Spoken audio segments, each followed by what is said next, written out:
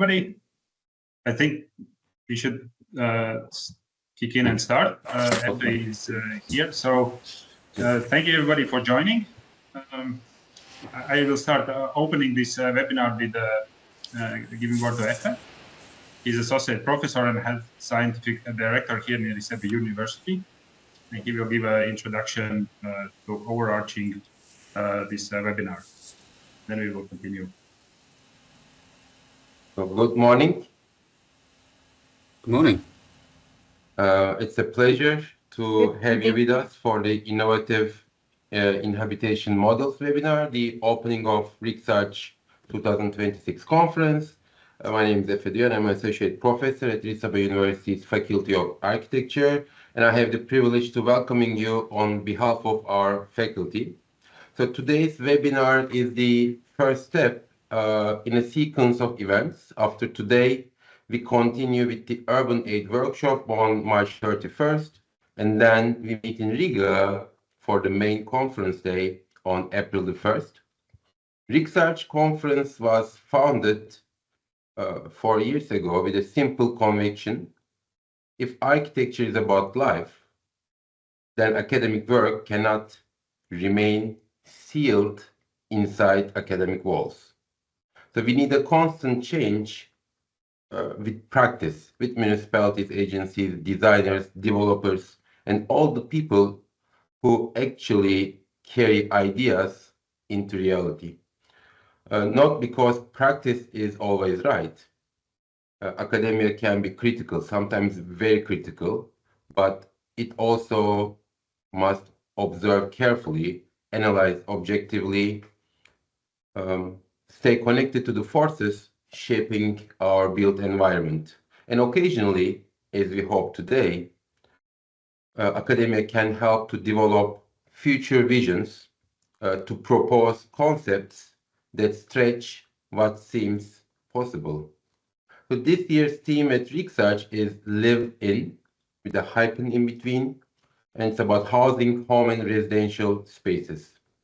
Living is perhaps the oldest task of architecture, transforming surroundings into shelter, filtering out the harmful, and letting in the beneficial in nature, making space not only for survival, but also for belonging. So Live In asks how we live in spaces today, and how we might live in them better tomorrow. The hyphen in between is important for us. It signals a shift from housing as a static product to inhabitation as a living process. So we ask three questions. When does a house become a home? And how do housing products reshape social contracts and urban form? And how can responsible design address affordability, climate risk, and inclusivity without sacrificing dignity and aesthetics? The webinar title, Innovative Inhabitation Models, is our way of opening these questions through a series of talks. Before we begin, I want to thank the people who made today possible.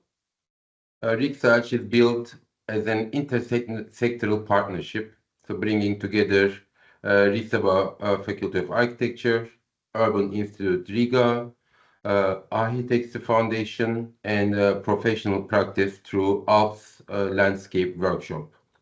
A special thanks to Helena Gutmane and the Alps team for initiating this webinar.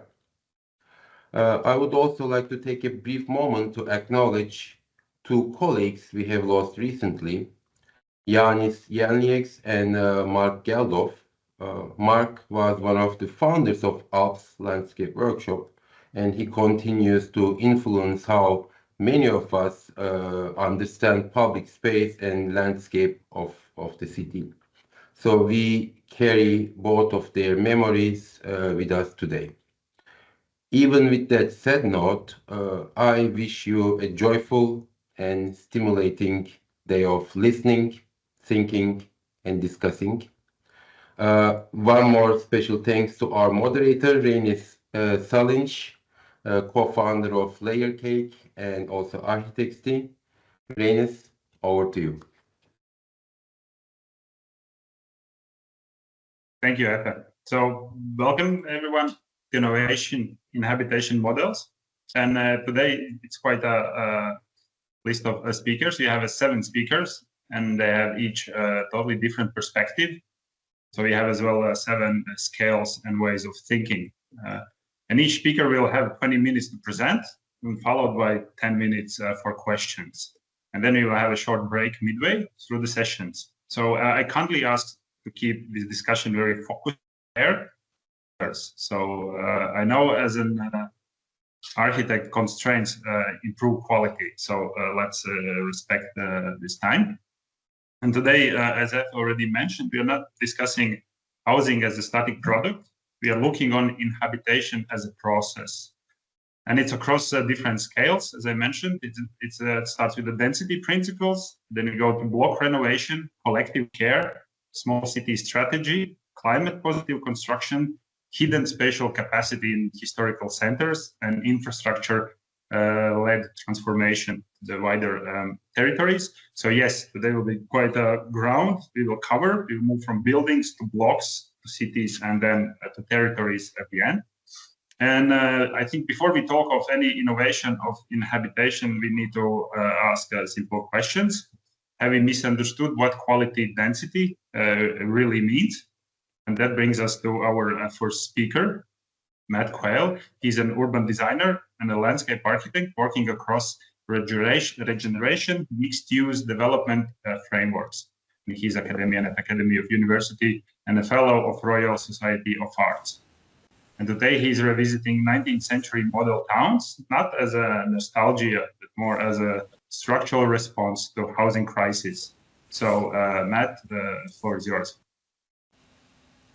Thank you, Renis. Can you hear me okay? You hear very well. I'm going to try and share my screen. Hopefully this will work. Are you seeing a PowerPoint slide? We see very well, yes. Excellent, okay. Right, I've got far too many slides, as usual, so I'm going to go through them quickly and hopefully you'll have access to them if you need to refer to them later. Thanks for the introduction from Efe and from Renis. Yes, I work at Homes England. I'm the head of strategic projects at a group called Homes England. This is the UK government housing and regeneration agency. So my job is to try and work out how to do things, how to accelerate housing and mixed use development and how to do it well with design quality. I thought it would be interesting in the context of this and just noting Efe's comments about how do we live today, how might we live tomorrow? Whereas what I'm doing is going back and saying, how did we used to live and how can we learn from that with some case studies of how that is influencing, how models from the past are influencing current design exemplars in the UK by revisiting form, density, quality, and how that is becoming embedded in policy. So I also teach at the Manchester School of Architecture. We have a really positive collaboration with RIXARCH, with Efe and Danis and Helena and everybody else there. And so I'll run through this quickly. So I'm going to talk about the UK housing crisis. I'm going to talk about then the past, model towns from the past, and then give some case studies of how these two things are being brought together in the UK today that may be of relevance to Latvia and other countries throughout Europe and elsewhere. These are the case studies I'll run through. The housing crisis. So at Homes England and the UK government and the UK economy in general, what is the housing crisis? Basically, we haven't got enough houses. It affects the whole economy. It affects society. Younger people, it affects house prices. Younger people are not able to purchase property. And as I've said here, the dream of home ownership, a sense of belonging that goes with that in the UK, and community well-being and involvement is not accessible to people. There are a lot of reasons for this that go back decades.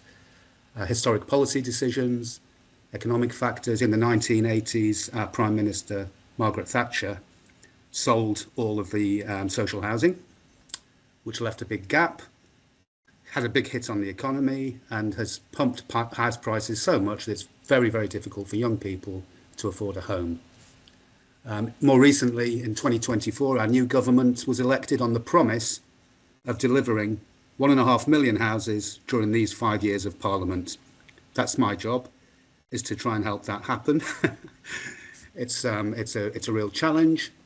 The big question is where to put these houses, how do they deliver social infrastructure that's needed, and how can they be done well so that we aren't just delivering houses of poor quality to meet a number target. The reason for driving quality is, there's a few images here, for example. The kind of houses that are being delivered are, in general, for those that are vaguely affordable for most people, very poor quality. And we're in a difficult situation where local authorities, government, want the houses, but the houses that are delivered are of a poor quality. And here you can see the kind of landscape on the left here that is delivered. This is supposed to be a wonderful, ecologically diverse, sustainable drainage basin. The kind of buildings, the architecture is poor. The streets and connections are not really well thought through, and they're not good for placemaking and design quality. Frontages and the way that buildings meet the street and address the public realm is poor, so the quality of what is being delivered is often not good enough. We have policy mechanisms here. Building for a Healthy Life is a process through which we assess new schemes and try and get things like this happening, that are good housing, good placemaking, good community facilities, and a sense of belonging and ownership and permanence and community that has to go along with placemaking. This is an assessment system that is used to work with developers. So there are mechanisms in place to sort of start to address this. More recently, a few innovative architect and developer teams in the UK, who I know very well, are thinking back and thinking, hang on, we had poor quality housing in the 19th century, in the Industrial Revolution in the UK. What was that all about, particularly in northern cities where I'm based? So I live in North Yorkshire. I work mainly in Leeds, Manchester, Liverpool, places like that. In the Industrial Revolution, 1750 to 1900, basically, people flooded from the countryside into the towns to work in the new mills that were being created because of the new industrial mechanisms and machines that were being made. There was no legislation, there was no public health acts, so the mill owners built these kinds of houses, poor quality, terrible social conditions, disease, typhoid, you name it, no sewers, no electricity, no public parks. Sorry, it's a blurred photo, but these were the kinds of conditions that people lived in. It was squalor, it wasn't good enough, but it was all that people had. Houses were built, as per the images I was showing earlier, in the contemporary images, to deliver volume in the cheapest possible way. So these kinds of houses, this is Bradford, where I live, were back-to-back houses quite often. That is where you have a building like this, where on the left-hand side you have one house, which would obviously often be inhabited by multiple families. And then on the right-hand side you have another house. So you build one building, two houses, boom, cheap. In the 20th century, these blocks and blocks of back-to-back houses were largely demolished because they were not considered to be safe for health reasons and what have you. However, innovative developers and architect teams here in the UK are looking back and thinking, wait a minute, do these sorts of housing, might it work again today instead of the volume house builder's standard product? So back in the Industrial Revolution, a few innovative, philanthropic developers, mill owners and what have you, started to think, how can we create better conditions for our workers? This was partly out of goodwill to create a happy workforce and partly so that they had a healthy workforce who would be harder working. They wanted to improve housing conditions, provide community facilities, provide public space, parks, gardens, allotments, places where people could grow food. And there are some examples. Now, some of our RIXARCH colleagues have been to Wirral Waters nearby, which is in Liverpool, where there is Port Sunlight. The Bourneville brothers, who make chocolate, Cadbury's, and Bourneville created a model town in Birmingham for their workers.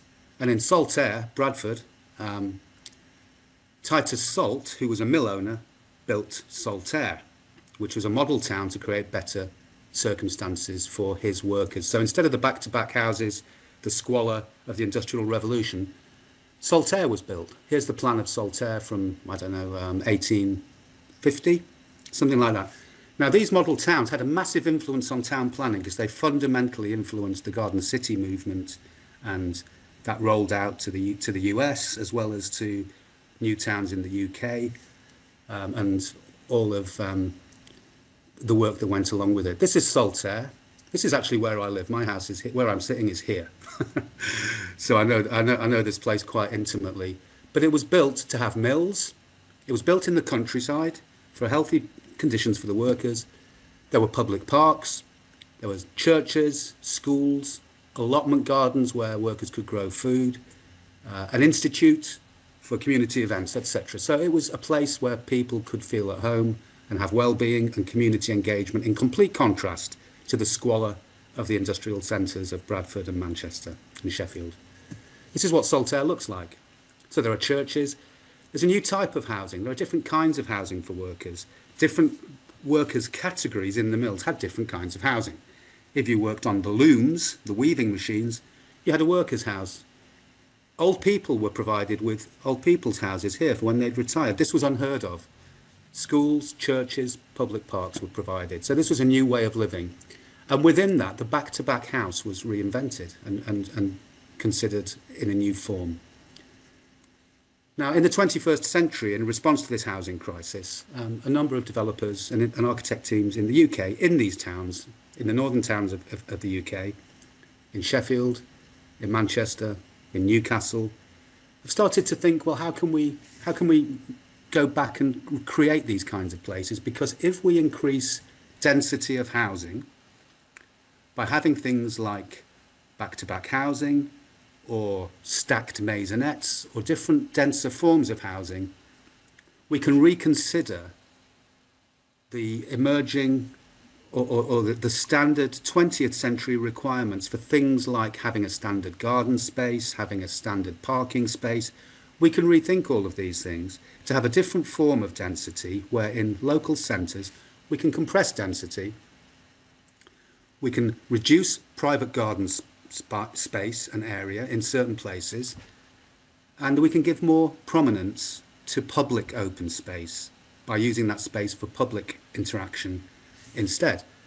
So the first example is in Sheffield. This was one of the primary examples. This is a company called Sky House, who I know very well.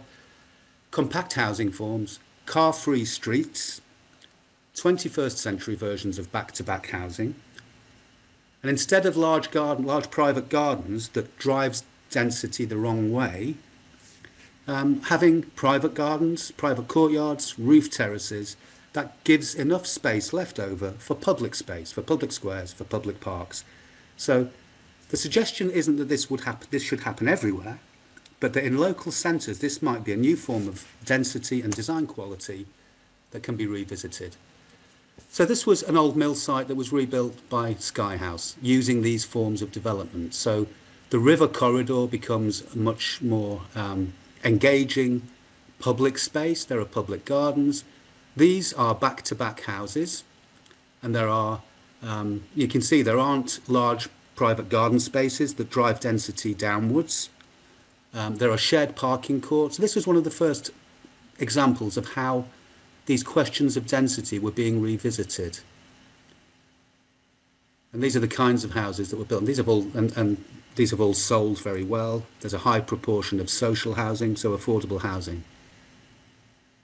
So here we have dense forms of housing, terraces, very small private gardens, but private courtyards, balconies, roof terraces, and that provides enough space for shared communal gardens instead of private space, which drive community interaction. Parking is not on plot, which also drives density down. It's in shared courtyards, such as over here. So it's a new form of housing based upon back-to-back housing. So here's a back-to-back house at Bridge Mill by Sky House. So on the left you have one house, and on the right here is another. They have balconies, they have roof terraces, they have amazing views. These are wonderful houses, actually. They have enough light, and it increases density from, 30, 35 dwellings per hectare up to 60 or 70.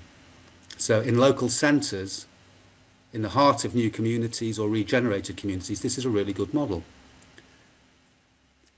That influenced others. So the Climate Innovation District in Leeds, which is also one of the former industrial sites, I'm going to have to go quickly here, did the same thing. This was a company called Situ, who I work with very closely. White Architecture were involved, but now Situ do their own architecture. This is about regenerating those kinds of places that we looked at the Industrial Revolution housing images of. This has 516 homes, back-to-back homes, compact forms, and that gives enough space for new communal landscapes and social interaction. And this is all about creating a sense of community, good housing conditions, and design quality. This also allows space for nature and ecology, because you're not covering everything with housing of low density. You're leaving enough space for community interaction and nature. This is what it looks like. These are the back-to-back houses on an old industrial site. This is the River Aire. This is a stone's throw from the middle of Leeds. Old industrial site, an old back-to-back terraced housing that in the past has been demolished. Now here, the car parking is, because instead of having car parking on plot, so you would have to have a road along here with car parking in front of the houses, and that drives density down, and then big gardens at the back, and all these houses would be pushed apart and the density would be driven down. Instead, because of the slopes of the ground, and this is cost effective and works, all the parking is underground. So beneath this street here, there's parking. You drive down underground, under this slope, there's parking underground, and on the top of that are gardens, streets that are car-free, public space, and the riverside ecology. So this is a really great example. The houses are built cheaply. Well, not cheaply, they're good quality, but they're not overly expensive. This is what they look like. So here, for example, this is phase one of a much wider initiative. Here you have the back-to-back housing. So you have houses here, if you can see me pointing, looking out over the river, and then here, houses looking out over the street. The parking is all beneath here. Public space, public gardens. There's enough space for that because you haven't got large private gardens. And this is the kind of model that was developed for a very compact form of development that is really popular, is great for community, is affordable by young people and families, allows for older people and extra and senior living and such like. So these are the back-to-back houses. This is essentially, for example, one building. There's a light well at the back which allows light in. So technically it works. I've been inside these. They're really, really pleasant buildings. You go upstairs, they're tall, they have balconies, roof decks with views out across the river. You have all this space which is car-free for communal activities and public gardens. This is what the street looks like. They grow food in the middle of it. These are communal food growing plots. Small private frontages just to keep people away from the windows. And this is the kind of environment, and the houses are modular. They have a factory on site where they process all the timber framing, so they don't have to import it, which is a new innovation as well. It's cost effective. It's a really good model, and you can see these are what the streets and spaces look like. These are the houses overlooking the River Aire, and new bridges and connections along the River Aire.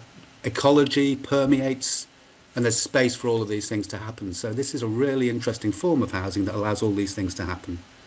And the final example, along a similar vein really, revisiting new forms of density influenced by Victorian model town principles, is in Sunderland. This is an old industrial site these are all very depressed areas of the UK, where regeneration is, through Homes England and the people I work with, is really kind of called for.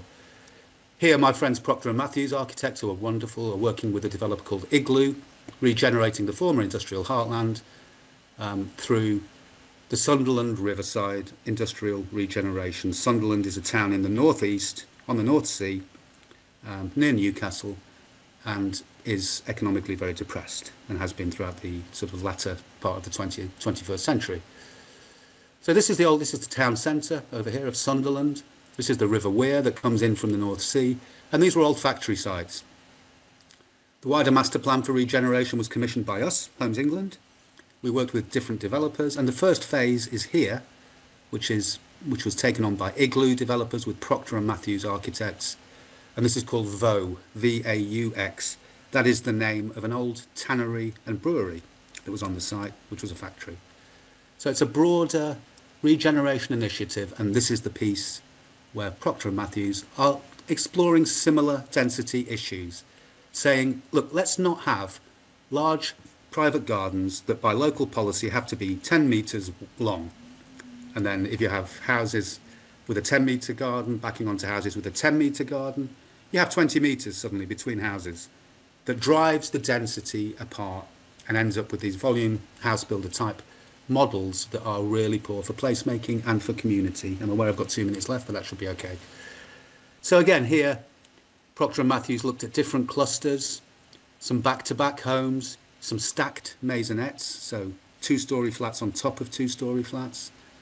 And again, a re-emphasis away from private gardens and towards communal spaces, shared gardens, community spaces, food production, allotment gardens, spaces for social interaction. Now, that doesn't mean that all of this has to be that form of development. What it does mean is that in places that will be appropriate. In other places, it may be that, you know, houses with larger private gardens are appropriate. But the idea of introducing this form of compact development in places, at centres, is a good one. And having that re-emphasis on public space, shared space, and the community development that comes along with it. This is in process of being constructed, but this is the form of development that is created. You know, forms of urban form that have a response to the topography in design terms that are great for placemaking, shared parking courts and parking barns where electric cars can be plugged in and what have you, and they're in various places like over here, for example. But then different forms of development with different types of stacked maisonettes, back-to-back housing, terraces, etc. And here's some parking. Just a reconsideration of what can this do to density and quality of placemaking. Now, Procter & Matthews were very influenced by a theorist called Gordon Cullen, who wrote a book called Townscape, which is all about the seriality of space and the quality of public space. And here are some of Stephen Proctor's sketches, which are very Gordon Cullen-esque. That's because he used to work with Gordon Cullen and is very influenced by him. So this kind of thinking of how these densities can create really great streets and spaces. Here are the balconies overlooking the spaces. Here are stacked maisonettes with one flat above another. And how does the seriality of space create really good placemaking and sense of belonging? And a re-emphasis upon the quality of communal shared space that drives community engagement and drives design quality and creates houses that are affordable for everybody and leaves enough space for ecology, nature provision, and the encouragement of biodiversity. And that's it. I hope that's of interest. Oh, great. Thank you, Matt. Pleasure. I'll stop sharing. So you reminded us that the density is not only a number, how to see, no? It's really a structure, how you can actually achieve it. And I will open with the questions. I'm really happy to hear. I think that's right, Rainis. I think yes. I think in the UK anyway, and our experience in government and trying to address these issues, we're trying to get more houses, but we're also trying to create great spaces. We have a pressure here, which is political, which is that the government has come in, and this is, you know, I'm not speaking out of terms here. I work for the government. The government has come in on a promise, on a manifesto that we will deliver 1.5 million houses. which is great because we need that for the economy. We need it for community. We need people to be part of community and feel ownership. Now, I know that in other countries, the sense of home ownership has less priority. But in the UK, it's an important thing. And it makes people feel like they have a stake in their society. So the 1.5 million homes is a good target. However, the challenge is to think, okay, how do we do that without just delivering a number? So we're not just increasing density to get more houses so that we can drive the numbers up and the Labour Party the Labour government can say, we've done what we said. The challenge for me and my team and us here is, yes, how do we do that? But how do we do that to create great places? How do we increase density to also increase quality, to increase good placemaking, to create a sense of belonging and community? That's the challenge. And I think the idea of increasing density in these ways that I'm showing you examples of, in targeted places, not everywhere, can really help with that, I think. So yeah, it's not just a number. It's but can it also be a way of improving quality in the way that those Victorian philanthropists recognised we can actually do this differently. We can create public space. We can create public community facilities. We can do all these things as well as providing housing. But is this principle, then you took it from historical analysis, like is this the main one to reduce kind of a private land and to give it more collective share? Yeah, I think part of the challenge is that local authorities, so a local council in the UK, say Sheffield Council or Sunderland Council, have planning policies that you need to abide by, and those policies are often quite old.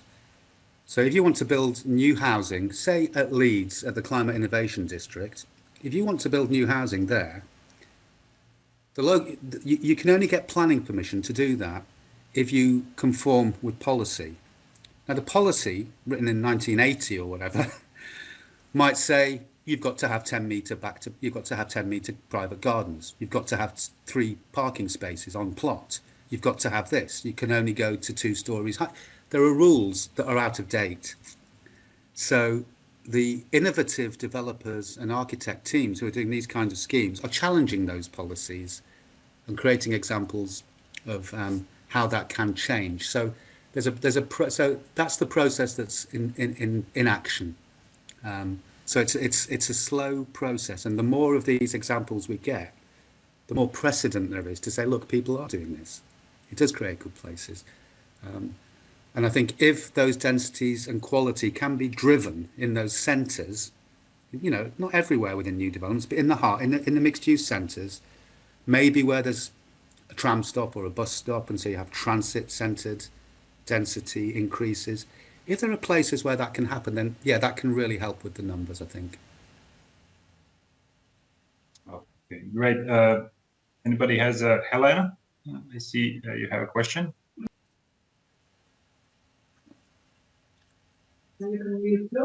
Yes, yeah.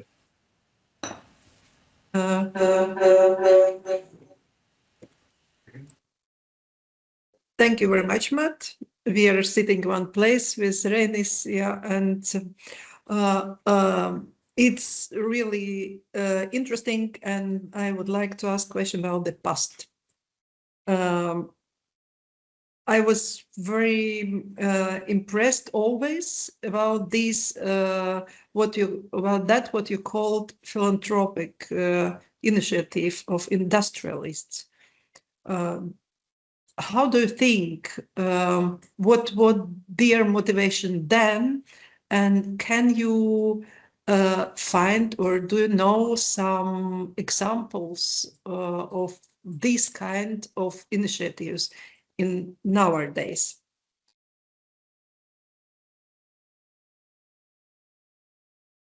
That's a very good question. I think,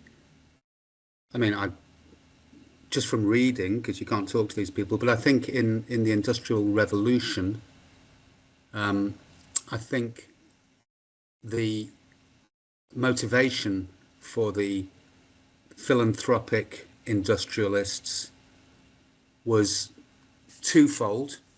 I think it was partly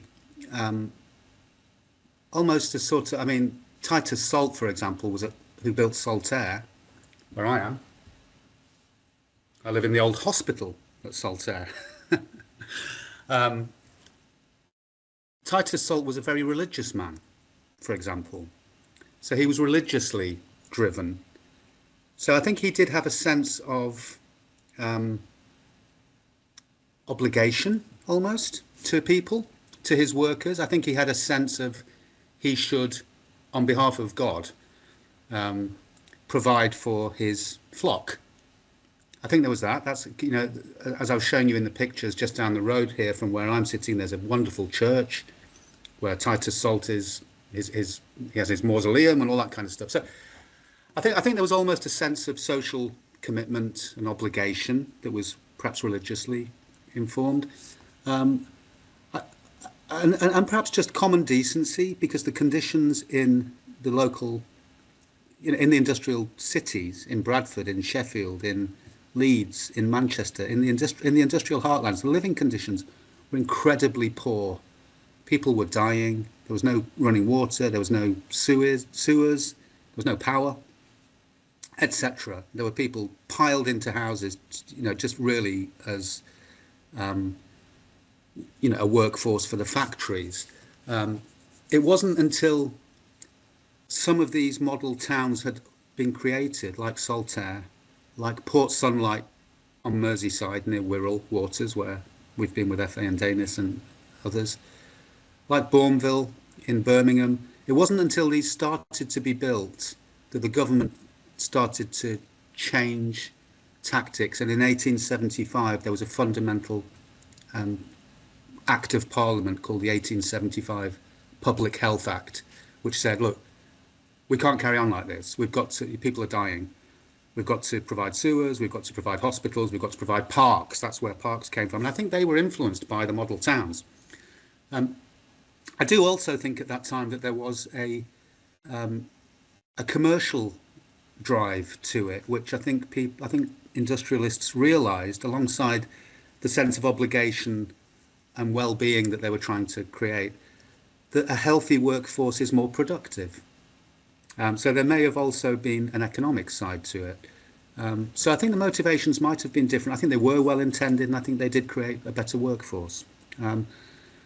Modern examples is a good question. I do think that there are companies who have development companies, such as those that we're just looking at, who really do have both a commercial and a very strong social agenda.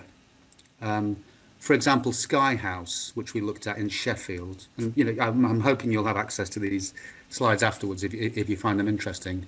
And there is a little paper that I wrote, which I can share with you all as well. But Sky House and the people who formed and developed that company in Sheffield, they do have a very strong political, social agenda. They aren't just in the business of making money. Obviously, their developments have to be profitable, otherwise they wouldn't be able to do it.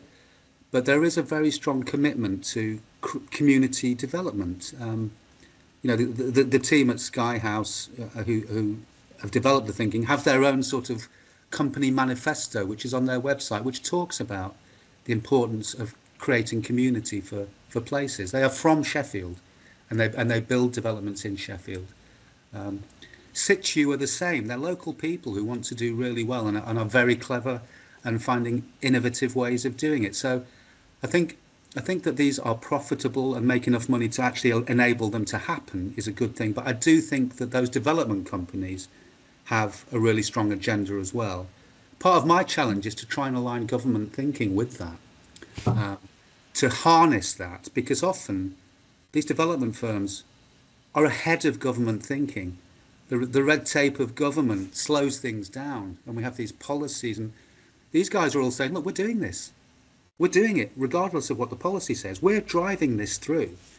So I think these examples of Igloo in Sunderland, situ in Leeds. And if any of you are ever over here, come and visit, and I'll take you around these places.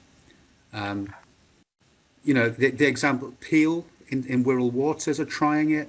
Urban Splash, which is a fantastic company, led by Tom Bloxham, who I teach with, who I was with the other day, are doing this. They're trying to, you know, they're creating these kinds of new forms of housing, and they have very strong social agendas. And those are development firms who do things profitably, but with a 21st century social agenda. What would be great would be if bigger companies, you know, not development companies, but that, you know, the house building companies, the volume house builders, if they were to embrace this thinking. That is the challenge. So Bovis Homes, Barratt Homes, Taylor Wimpey Homes, the companies that are building acre after acre, hectare after hectare of standard housing that is, you know, symptomatic of the images I showed at the start. If they can become engaged, that would make a real difference, and that's what we're working on. Great, Matt. Thank you for your comments. In some way, when you mentioned of the UK housing stock of 1.5 million, I think you're in the right place today to go to listen to the next speakers, because you will get some quite interesting ideas how to actually and where to put these buildings. I'm a sponge today. Yeah, so it's a good place to be. Yeah. So I think. Great. Okay. Matt, sorry, I would like to ask you to write down in chats the examples what you mentioned of today. Yeah, like Urban Splash, and just that the participant can use it and can search and can get familiar with it. Thank you. Sure, I'll do that now.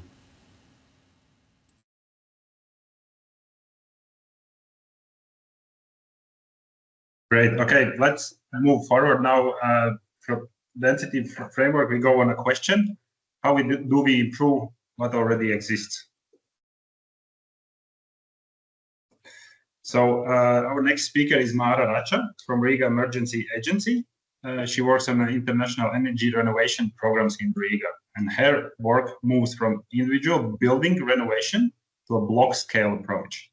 So I'm quite curious, because getting one homeowner to agree to renovation is already a hard work. So getting the whole block to agree on it's kind of a miracle. So I'm quite curious to see how you're doing. So Mara, I give it to you. Yes, hello. I will share my screen and presentation.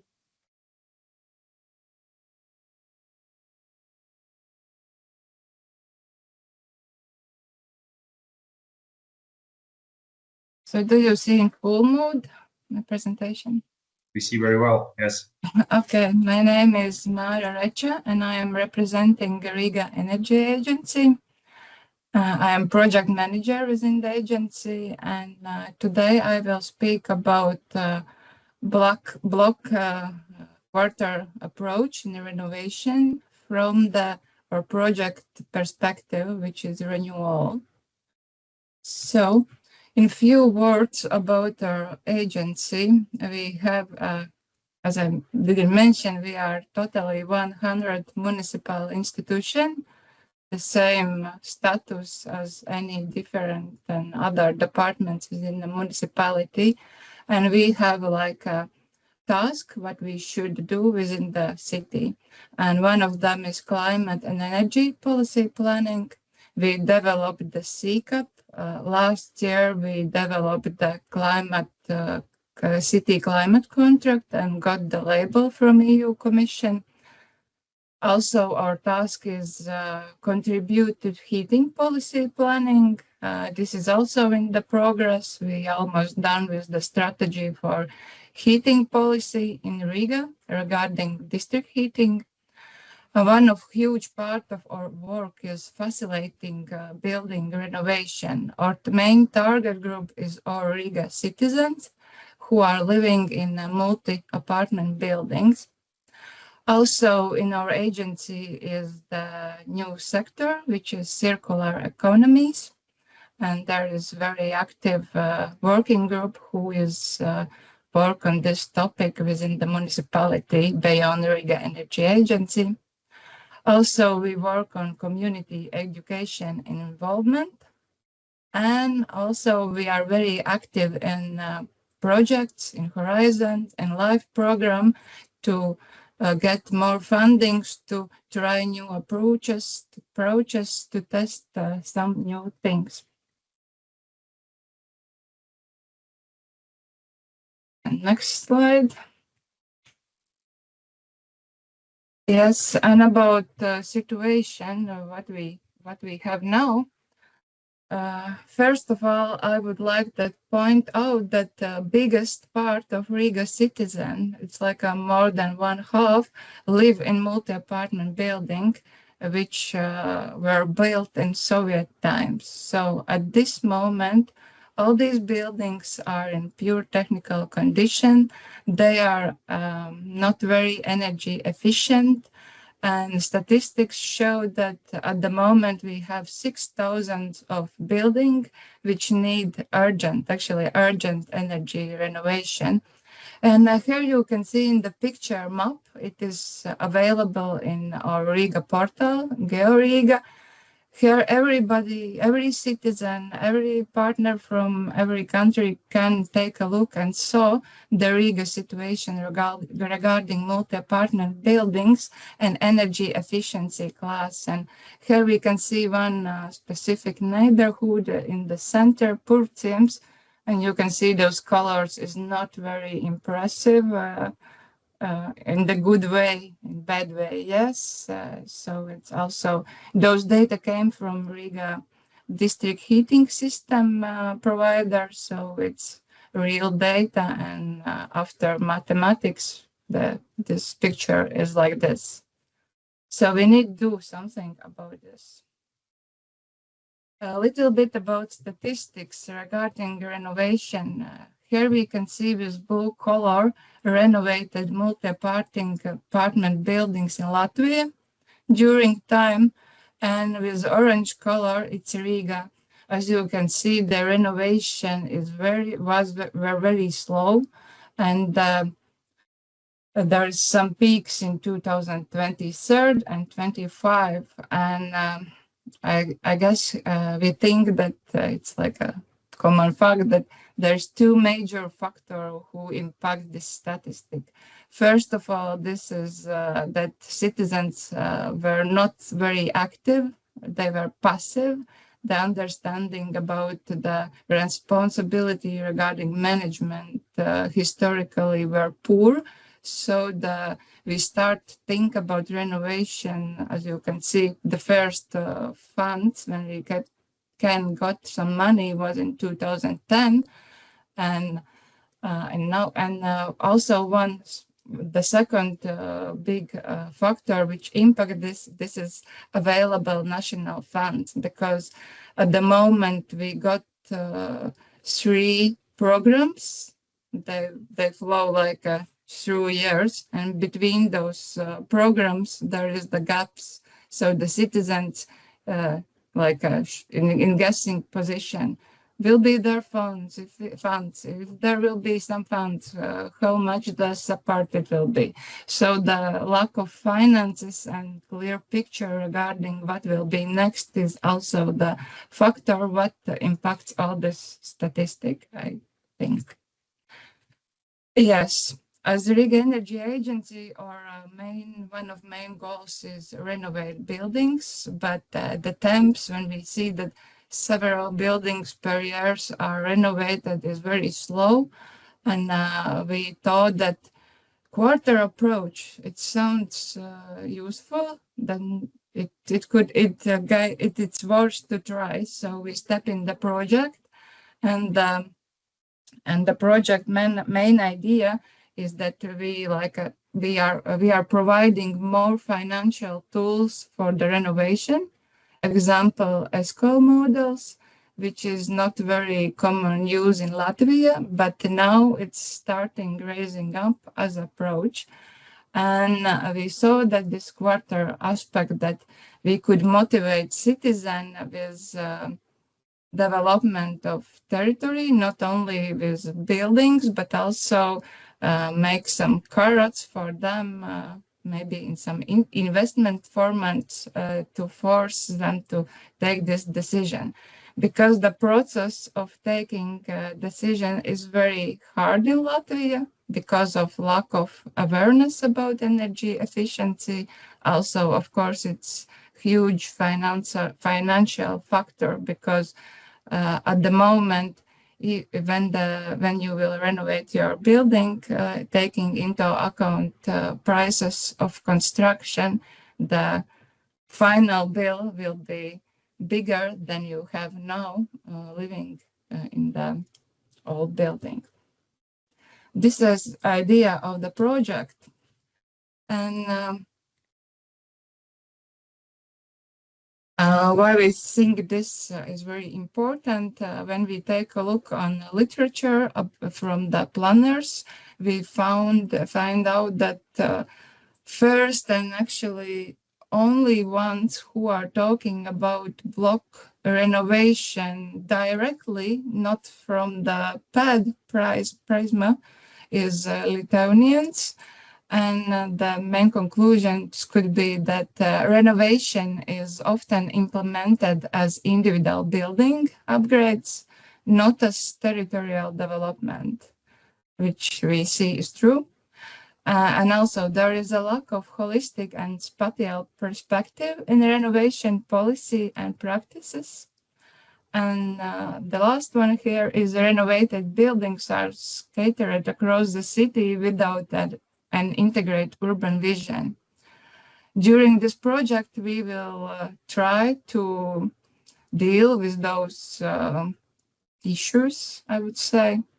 But anyway, today is 2026 and our neighbors and neighbor planners talk about this as a problem already years ago. But anyway, it's good news that we are working on this in Riga as well. About framework behind a block renovation approach, we developed this framework methodology. What should be those stages to make it real in the Riga? And within the project, we work on those each topic in parallel. It's quite challenging, but the project idea is to piloting and as a result make this changes possible.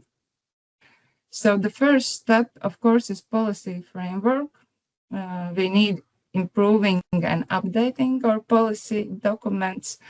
They are maybe a little bit slower than our reality happened, especially regarding blocks, because at the moment in our planning documents we have no specific targets regarding those neighborhoods.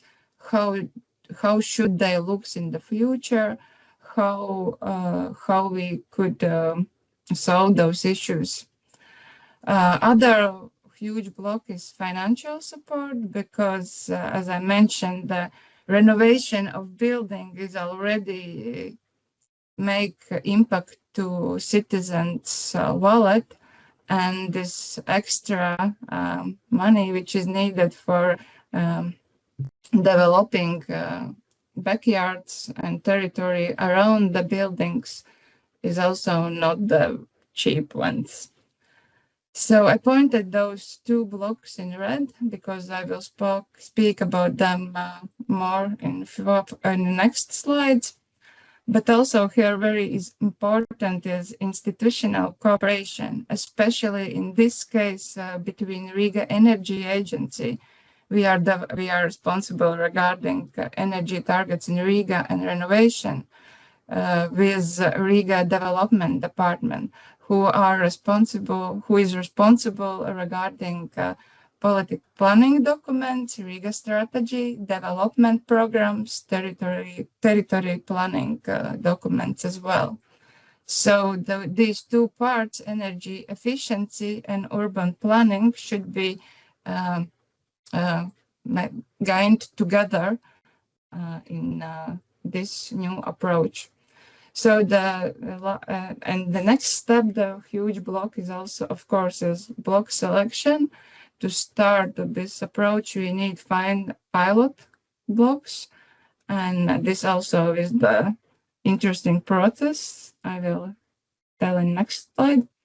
And of course, very important is owner engagement, because in the Riga case, as we know, as we'll also talk in next slides, we have this situation that biggest part of the land beyond the multi-apartment building is owned by the houses, and it's make this whole situation quite challenging. About the policy framework, I am already mentioned. So regarding planning documents, there should be improvements, because at the moment there is not integrated in planning documents such approach, and also, which is very important, this is not integrated in land use and building regulation. And what it is mean in reality, you can see here those different blocks. The pink borders show the blocks about land which is owned by those buildings. So we have like one common area, but small pieces of land, and all those not legislation, but normative acts as integrated land use and building regulation don't raise specific requirements in case if we want to rebuild whole area. This document give us this regulation regarding how we should act within this one small parcel. And this is the issue which should be we need to find solution within those planning documents. Yes, and our neighbors, example, Estonians and Lithuanians, have no such a situation. In those countries, and our neighbors' countries, this land usually is owned by municipalities. But regarding Latvia, we had this political decisions after occupation period, how we split the land and how we make the ownership. This is, I would say, not the best result of politics. Yeah. And of course, these property rights in this case bring up. So we have those private individuals who owns the land. There could be also mixed status co-ownership and municipality.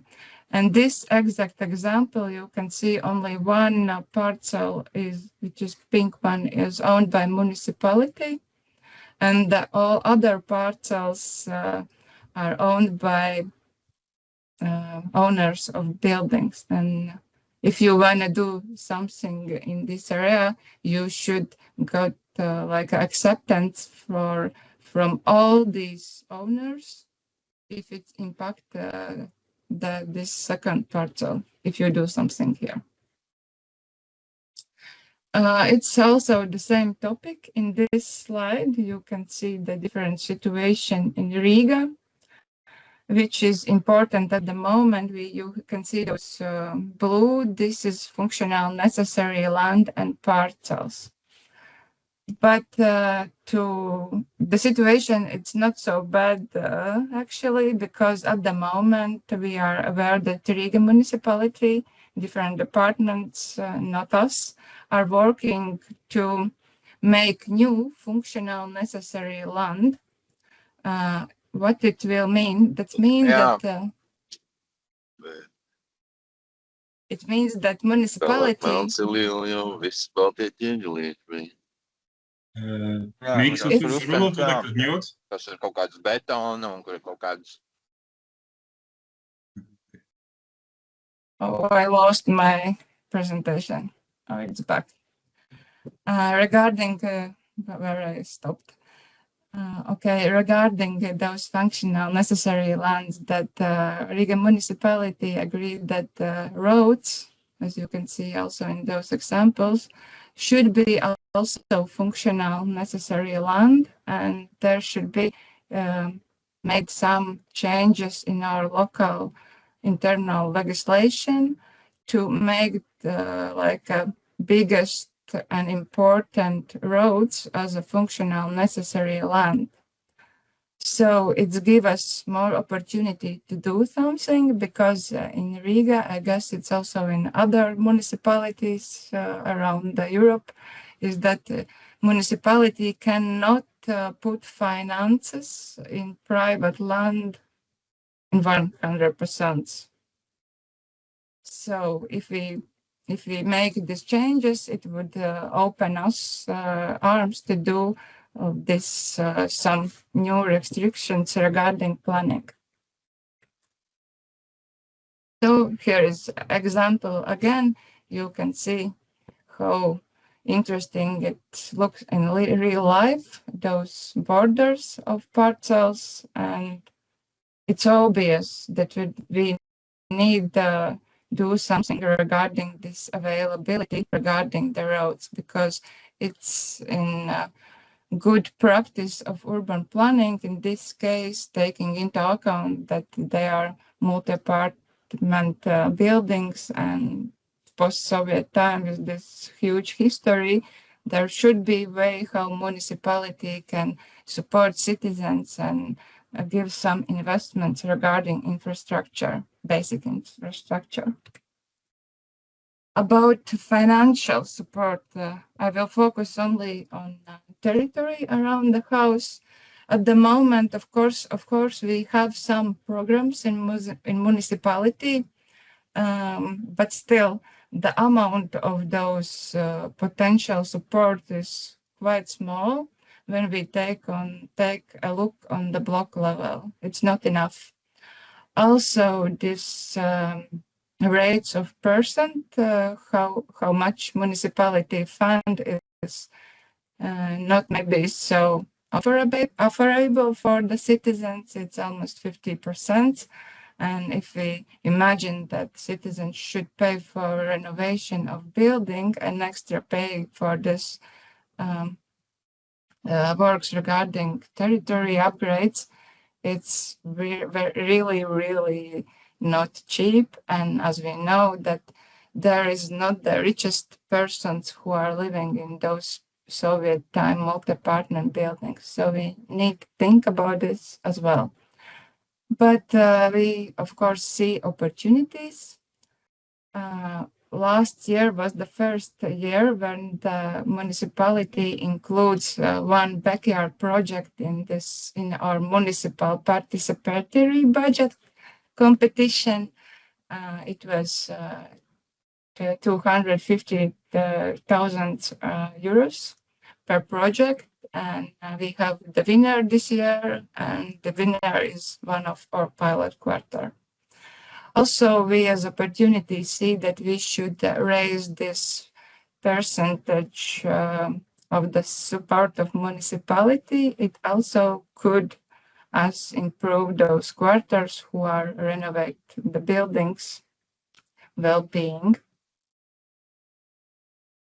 About block selection during this project, we start with the approach when we do everything on the desk. It is wrong approach, but anyway, we analyze a lot on different blocks in Riga. We develop the methodology how evaluate the quarters. We raise a lot of criteria, example, energy efficiency parameters, to see where we can get the bigger savings in energy consumption. Also, ownership was a criteria, bills, paying of bills, discipline, and etc. So actually, we have very comprehensive document regarding this methodology. But after all, when we start talk with those quarters and make events there, we realize at the end that it's not the right approach, because the key factor here is the active citizens, community leaders.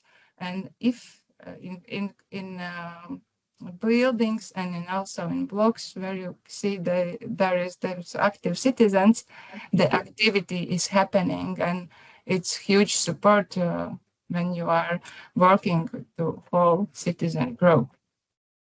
Mara, I'm sorry, I ask you to wrap it up. You're running out of time. Okay, so we decide to make this public. We announced the public content. We offer it for the quarters. If you have the interest to develop the master plan of your block, you can put your interests virtually, and afterwards we choose the 3 quarters.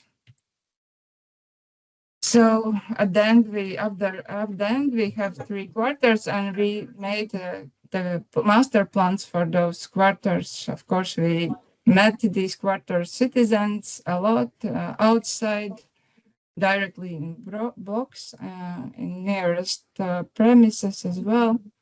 And at the end, we have 3 quarters. There is the pictures, which is elaborated by company Alps. So yes, we have those 3 concept plans for 3 quarters, and the purpose of those plans is one of is to provide them this documentation, and they can use this documentation to tackle and gain some funds for investments. And secondary, it will be our case study when we will elaborate in this year the suggestions for Riga municipality regarding this block approach.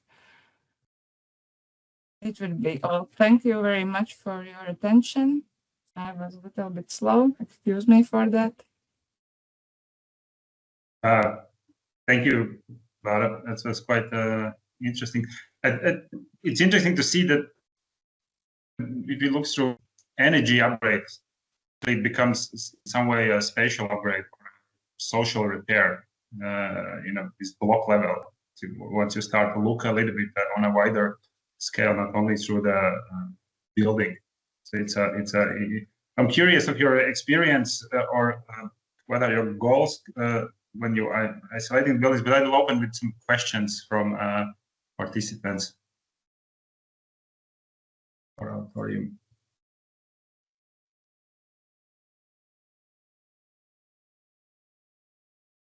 Matt, yes.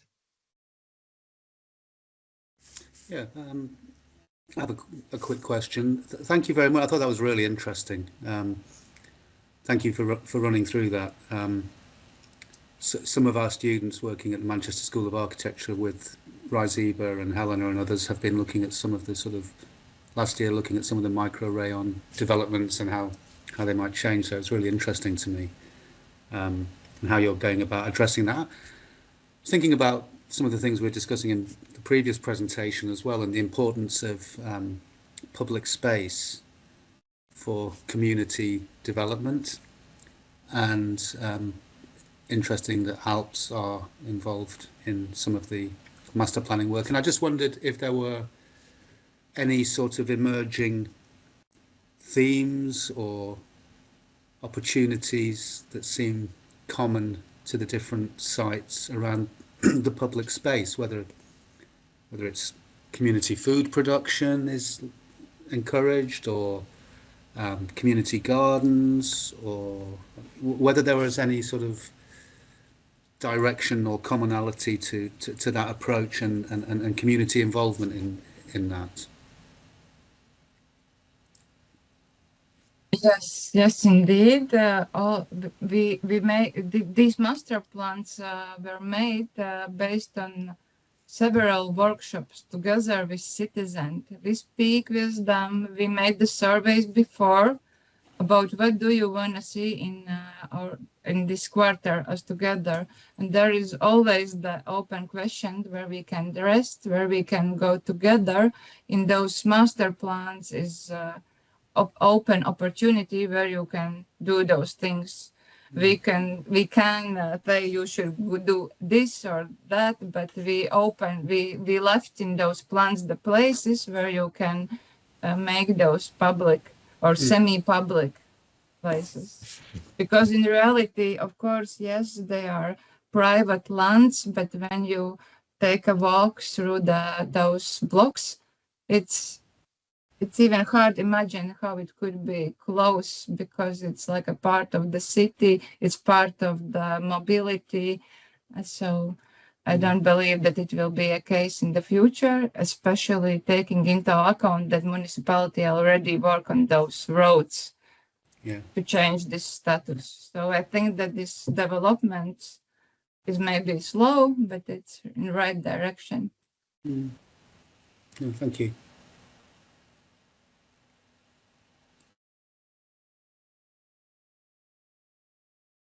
Okay, thank you for question. I will leave the floor to next speaker. Thank you. Okay, so let's go further then. So from block level renovation, we go on the next question. What happens when housing itself becomes a collective social system? Our next speaker is Rita Agnesens, partner, architect, and urbanist at LinkLab in Belgium. So her work explores the intersection between residential care and collective living. And these are not the traditional care facilities, they're integrated mixed-use environments, not as an isolated institution, but more like a care as an urban fabric. So I'm happy to give it to you, Rita. Okay, let me see if I can share my screen. Do you see my screen? You see it very well, yes. Okay. Yes, so we're talking about the integration of residential care in city fabrics. I'm not an academic, I'm an architect and an urbanist in a creative network called LinkLab. We have urban design, architecture, interior design, and we also have an office in France. And some of our projects are care projects or integrated care projects.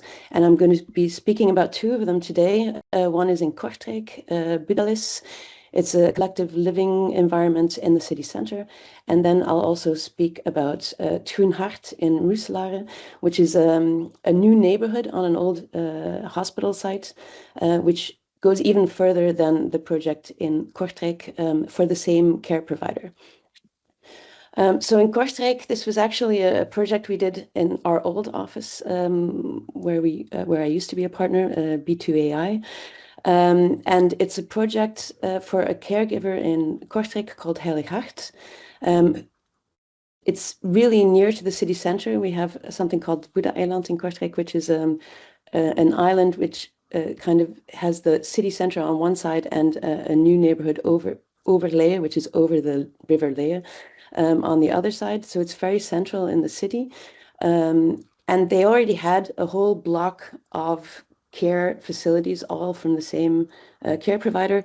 So they had a residential care unit here, which is a very kind of traditional care unit with rooms and a cafeteria, but all very the traditional way of seeing elderly care housing. They also had an assisted living entity for non-elderly people who needed assisted living, and an integrated childcare unit there. Then there's the Buddha Fabriek, which is an old factory which was repurposed for the offices of the care provider, but also has some spaces for a local college, and also has what we call Buddha Lab, which is like a make factory where people can come and use different kind of equipment like 3D printers and stuff like that. And they also have on the next block senior living, which is more assisted service flats, all from the same care provider. And they bought all the buildings in the red area to make a new project, which is Budalis, which kind of integrates all of the existing care facilities with new functions. One of the functions was also 4 levels of semi-public parking. So they had a public-private partnership with the city of Kortrijk to actually integrate a public car park under the ground, and it's also the parking for the visitors and the residents and the employees of the care facility. This is combined with a public bicycle parking, and then the Buddha Fabriek and the top floor of the new building, which is the entrance to the parking, contains offices and school spaces for the college. Then the building itself has different sections. So the plinth is actually all public functions or publicly accessible functions. There's a fitness center. There's also Buddha Kitchen and Alta, which is a publicly accessible restaurant, and also Alta is a takeaway restaurant. So this isn't just a cafeteria for the care facility. It's really a public restaurant. A lot of people from students and also people living in nearby or working nearby actually come and eat here because it's a very economical way to eat, but it's also a very nice space. Above that, we have the Buddha residence. Then we have Buddha meeting point, and then we have some panorama apartments. So the public parking space, the entry building was built by 51 N4E architects. It's 4 levels of public parking, 230 parking spaces, and a public bicycle parking. And then we have the Buddha Fabriek with the offices and college spaces, which is actually this area here, which was also done by 51 N4E. And then we have the plinth, which is actually like considered to be a service boulevard. This care provider has a very innovative way of looking at care. It also builds quite a bit larger than what the general requirements are. So they also add to what they're subsidized. They actually also put their own financial they pay for a lot of more space than what is subsidized. So the fitness club, the service desk, the Buddha kitchen, it's actually really something that works very well and kind of breaks the divide between. I mean, students wouldn't usually go and eat in an old person's cafeteria, but here this really is a different vibe. And you see that also other workers come and eat here.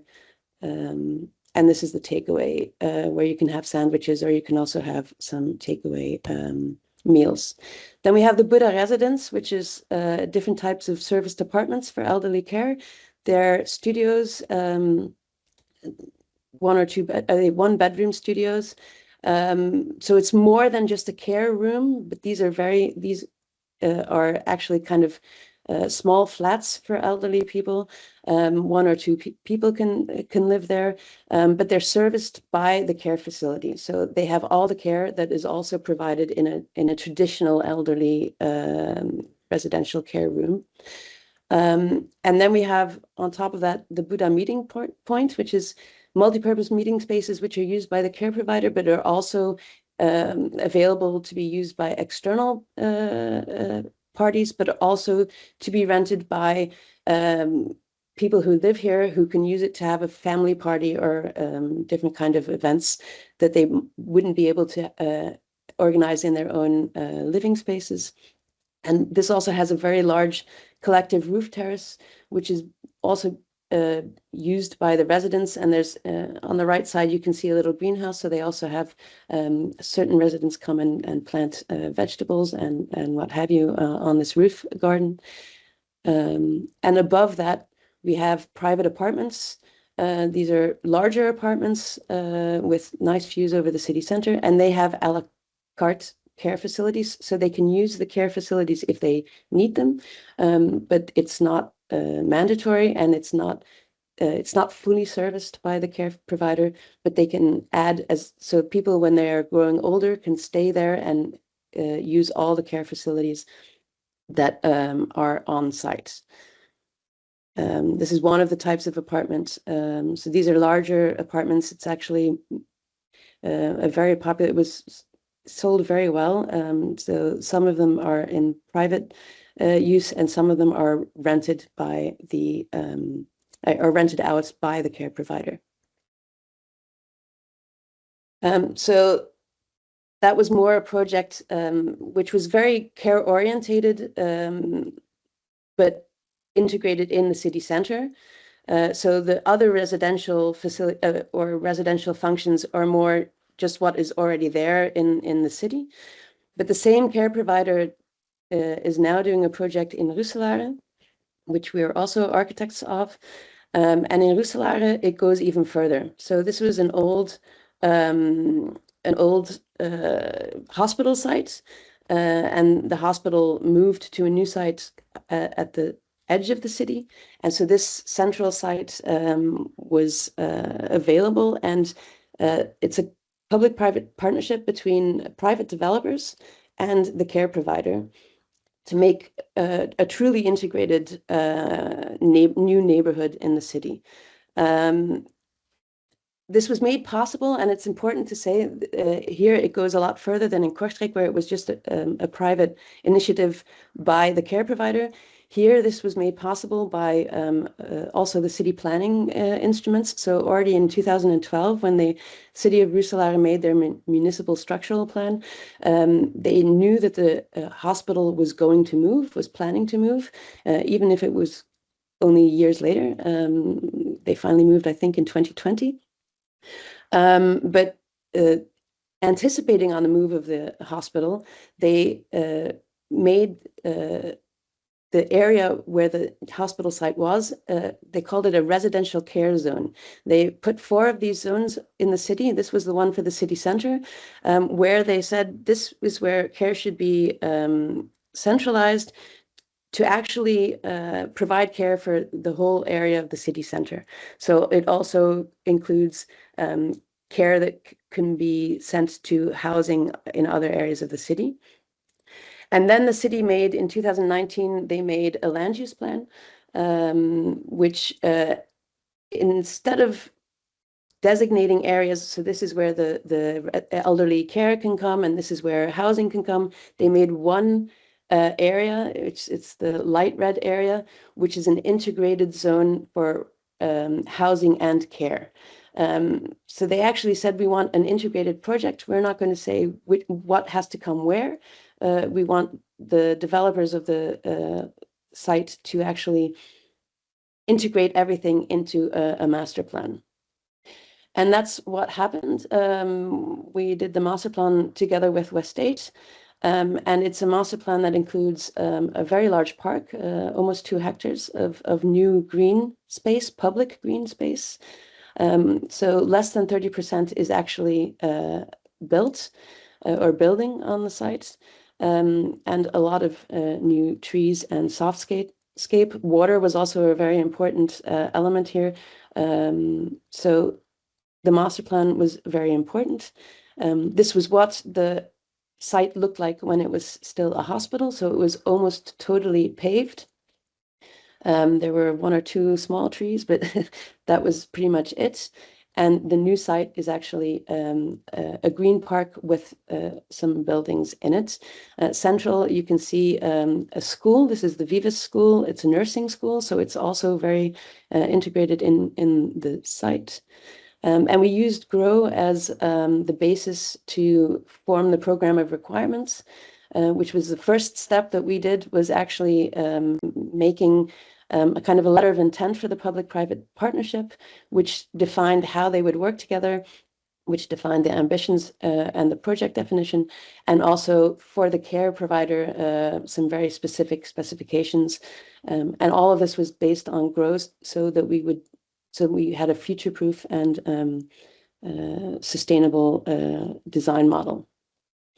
So the master plan includes several functions. The orange blocks are residential functions. Meanwhile, one of these blocks will also be student housing for the school located there. There is the blue block, which is assisted living for non-elderly people. It's people with certain kind of handicaps, but who shouldn't be in an elderly care center. Then we have some retail functions, some social housing. There will be a hotel here, and this is the first phase, which is a mixed-use building. And this is the project that I will go into some more detail about. So the mixed-use building construction starts this week, I think, finally. It has a mixed-use plinth. It has an elderly care home with 110 units. It has assisted living units, and it also has private residential apartments. So the plinth houses the central functions for the care provider, which is a local care center, cafeteria, and restaurant based on the restaurant you saw in the project in Kortrijk. So it's meant to be a publicly accessible restaurant, not just a cafeteria for the residents. And then in the other spaces, the white spaces are Casco commercial spaces developed by the private developer. Then we have 3.5 floors of an elderly care home.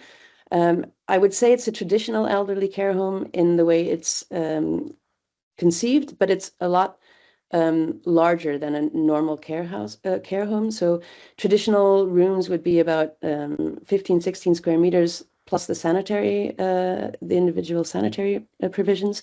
These rooms are a lot bigger. The care provider really wants more a homely feeling, so that the rooms are not just a bed and sanitary, but also have like living space, private living spaces. So the residents don't have to be in the communal living spaces. They can also stay in their rooms or have visitors in their rooms. It's 3.5 floors, and it's also, this was designed during COVID. And it's designed to be able to be split up into 3 different entities per floor, so that if there would ever be another pandemic, we can actually close off certain sections to prevent the spread of diseases. So this is a different project from them, but this is what the rooms are based on. So it's a lot larger than a typical elderly care room. So the standard room is about 33 square meters, which is about double the size of what a normal care room would be. The underground program is about 180 parking spaces and the logistics for the elderly care home. So it has a big kitchen and a lot of logistic spaces, which are under the ground. And then also parking for the apartments above. It's a 2-floor underground facility. The assisted living units are the top 4 floors of the smaller tower, and those are 27 assisted care flats. So the care provider is the owner of the care flats and provides care for the à la carte for the people who reside there. So it's split over 4 floors, and per floor there's also a communal living space if the residents wish. But each flat has a bedroom, sanitary, and their own living space and their own terrace as well. So it's a choice if they want to use the common rooms or not. And then we have the higher tower, which houses 60 private residential apartments. They've all been sold. Meanwhile, the project was very successful for the developers. It's 11 floors of private apartments, different types of apartments. This is 1 floor. This is one of the rooftop apartments. It was 60 apartments. I think some of them have been combined into, so it won't be 60 at the end. But it's a very successful project, even though the developers were kind of worried that people wouldn't want to be living in a integrated building with the elderly care home. But apparently it was not an issue for the buyers. So this is the totality of the project and the end of my presentation. If you have any questions, you can always mail me, or I'm not sure if the presentations will be made available. But but it's certainly not a problem if they are. I don't know if there are any questions. Thank you, Rick. It's quite amazing, these beautiful machines where the care is not hidden at all. You know, it becomes spatially integrated. And as you said, these centralized principles, they become kind of a neighborhood infrastructure once you change the identity from hospital to something more open to the city. So it's quite. I had one question. Maybe you can explain. So the caretakers, are they living as well in these units? It's kind of the care facility gives us out housing units for people who are actually working there, or only for people who need assistance? No, for people who need assistance. So it's not the employees that live there. It's all for private use, private clients who need assistance, and some of the apartments have full assistance, and others are more a la carte, depending on what the residents need, but all linked to the care facility. And the idea was really to have invisible care, so that I don't know what it's like in the countries of the participants, but in Belgium, certainly the traditional elderly care home was very visible. It was separate. It was a separate function, and it was not something people really had a very good impression of. It was more, oh, this is where you have to go when you're older. Young people wouldn't come there. They would be very separate entities. And this care provider really has the vision that it should be integrated, and he really looks for ways of bringing non-residents into his facility so that it's a lot less isolated. Great, thank you. Matt, happy to hear your question. Thanks. I thought that was really interesting. Thank you very much, Rita. I was just thinking, in the UK last year, that we have something that the RIBA, the Royal Institute of British Architects, has the Sterling Prize, and we have the Housing Design Awards, and senior living or assisted living care provision developments have become much more high profile, and the Sterling Prize was won by a development called Appleby Blue. I don't know whether you've seen that, but it's No. It's in the middle of Southwark in London, and it just your presentation, which I thought was really interesting, reminded me of it in terms of the idea of these kind of developments being more integrated, not being stuck behind a fence on the edge of town. So that's something that I thought you might find interesting if you hadn't had a look at that. Appleby Blue was one example, and the idea of, I think at Appleby Blue, the idea of having, as with your plinths, public uses that become for everybody really, was a really interesting commonality with that and Appleby Blue and other sort of assisted living and senior living developments in the UK. And particularly in both of your examples, I think the first, you talked about students using the cafe, and would that previously have been considered, common for students to be going and eating in a cafe that is, within an older people's development? So that's great. And then in the second one, I think you mentioned that within the master plan that you did with Westgate, there's student accommodation within there as well. And I think in the UK, some of the examples like Appleby Blue, where there is that kind of integration, I think the relationship between younger people, students, and older people has become quite positive in many ways. And in some ways, there are formal connections where student groups support the older people living there, and that kind of integration of different ages becomes really important. So, yeah, I thought that was interesting. Thank you. Yeah, it's really one of the basics of this care provider. It's not normal in Belgium. There's another example of a care facility that was built around the same period at a different site in Kortrijk, and it also has a cafeteria and a sort of bar on the first floor, but it's totally closed. Even though it's on a square, it's totally closed off from the outside. So no one that's not visiting someone in the facility or is from the facility ever goes in there to have it. So it's a totally different kind of atmosphere, where here it was really the idea to bring people in, and it works really, really well. I mean, it's even kind of a problem for some other restaurants and cafes who think it's a bit of false competition, because they have the kitchen scale to do all the meals of the building, so it's very economical to go and eat there, which is part of the success. But some other restaurants see it as a unfair competition. But I mean, it really is. Young people go there. A lot of people that work in the area go there. So it's really not the idea that you have traditionally of an elderly care cafeteria, which makes it a lot more pleasant for the people who live there as well, because they're not like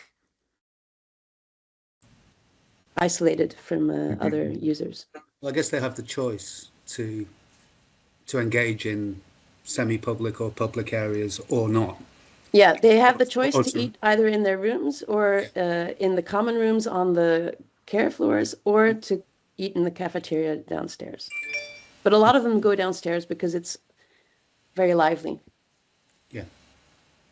We have one question from Anna. She's asking is how much it costs for elderly residents, and are these subsidized from the city officials to be in a... They're not subsidized by cities. They're subsidized on the Flemish level, so on a higher level. The two projects are subsidized differently. So it used to be that they got certain subsidies for their buildings, and then they also have obviously subsidies for their care provision. Now it's different. Now the subsidies are kind of integrated. So there's like one type of subsidy, and they have to see how they divide it between providing care and building buildings. But these buildings are also financed by their own, because they're a lot larger than what would traditionally be subsidized. So only parts of them are subsidized. So the costs, these certainly aren't the cheapest care facilities. But even the smaller care facilities in Belgium are quite expensive. I mean, I don't know what the typical pricing range is in other countries, but in Belgium for a fully assisted living, it's easily for a small room easily over the €1,000, and for the apartments will certainly be between 1,000 to up to €2,000 per month, depending also on the level of care that you need. So it's not cheap, but I don't think it's that much more expensive than other care facilities, which provide the same level of space. Thank you. Helena, I see you had a question. I just wanted to add about the prices. I was communicating with one this kind of assisted apartment housing, and there were a possibility to buy it. But what was interesting that the public authorities, I don't know at this Flemish level or a city level, probably at this Flemish level, was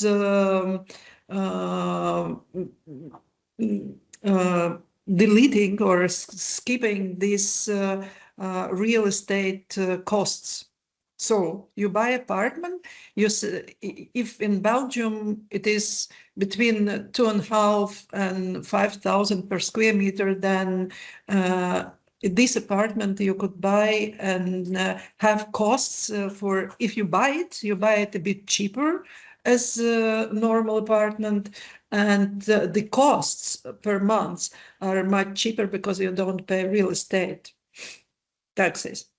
Yeah, so there are two models. The building in Kortrijk, but this was built with the old subsidy, so they did get real estate subsidies as well. Those are actually apartments. Most of the apartments are owned by the care provider and are rented out to the residents. The model in RIXARCH is different. So certainly the private apartments, they're just on the private real estate market. The assisted living apartments, I think I said it wrong in my presentation, have actually been sold privately, and they can take a la carte care, which is provided by the care provider, and the care facility itself, with the large rooms, the 33 square meter rooms, that is all owned by the care provider and is rented out. So there are different ways of doing it. It's true that Flanders tried. There was a very big hype of assisted living buildings, which were built by private developers and then rented out and had care providers which came in to provide the care. But it was a very big hype because they could build on land use plots which weren't residential but were community functions, which made it cheaper to buy the land. But they kind of overdid it. A lot of those private projects have now either failed or been not redeveloped, but refunctioned as just normal private housing because they kind of overdid the assisted flats, because it's a lot better. Like here, there are 27 units, but it's directly linked to a care provider. So the care is a lot cheaper and it's a lot more efficient than if you have a separate building which has to have someone come from half an hour away to provide the care. So like the privatization of the assisted living wasn't totally a success. I mean, there are some successful projects, but not all of them are successful.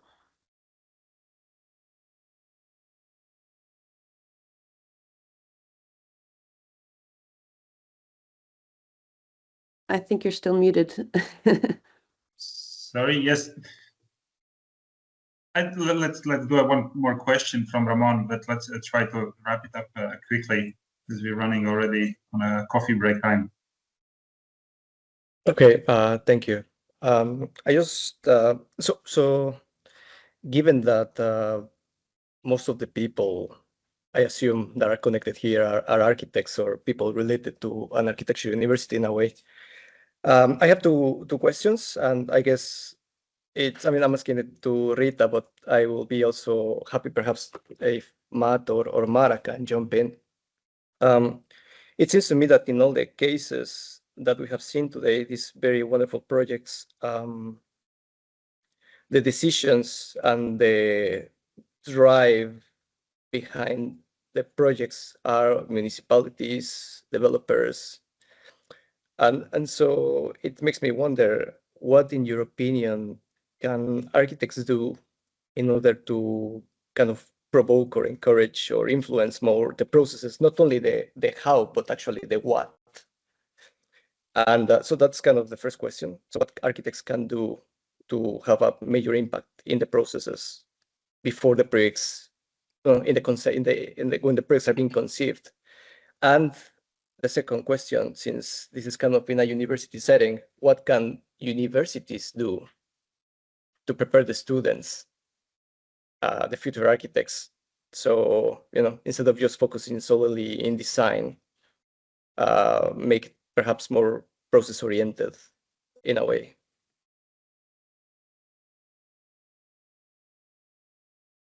It's a very difficult question, I think. I think it depends on how projects work. I'm not sure. I mean, sometimes we have public commissions, sometimes we have private commissions. And the level that we can influence the process kind of depends on who our client is and how open they are to that. Public commissions are more difficult because they are very strictly regulated. So there, it's usually a very strict brief that we are given. And yeah, that's pretty much what you get to work with. Private commissions are easier because you can kind of try to influence the developers. Our office does actively try to do that, but we also have a very broad spectrum of specialties. So I also studied real estate development. So a lot easier to talk to real estate developers when you know what their back of mind thinking is.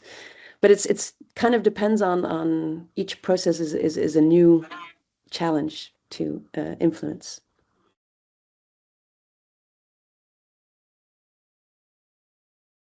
Right, Matt, you want to wrap up? Yeah, just quickly, Ramon. I think it's a really good question, and I agree with Rita. I don't think that there is questions. I don't think there's one answer to it, and I think it depends entirely upon your role in the project. You know, you may be an architect like Rita, undertaking a commission for a municipality or a developer, where you have a brief that you can help influence, I guess. Or you may be in my position where you work for a government agency and you have a different kind of influence, I suppose. I think specifically what architects or urban designers like myself can do is what we're doing here, I think, which is sharing information, raising awareness, learning from each other, and then having that awareness of what is possible, you know, the art of the possible. I think going into a situation where you have a brief or a developer or a municipality, and there's an expectation or a way of doing things. I think having an awareness of other ways of doing it and learning from one another about different ways of challenging that model and bringing good practice in is really important. I think universities can, I mean, when I was a student years ago at UC Berkeley, I was really struck by the interrelation at that time between academia and private practice. And there were people like Peter Walker and Sasaki and all these kinds of people who were really embedded in the university process. RIXARCH has that. Manchester School of Architecture have that. We have Urban Splash. We have, you know, various high-level practitioners within the university environment, giving lectures, giving workshops, and exposing the students to the work they're doing. So I think in both instances, it's about communication, it's about being open, it's about being aware, it's about sharing information. And I think breaking down perhaps in the UK anyway, the traditional barriers between municipalities, universities, and practice, you know, private practice. I think breaking those barriers down and being open to sharing information is really important. Great, thank you, Matt. So with the art of possible, let's go to the coffee break, and let's do it like 20 minutes, and then 10-15 minutes, yes. And then we continue with Levi and Agua. Let us put the lunch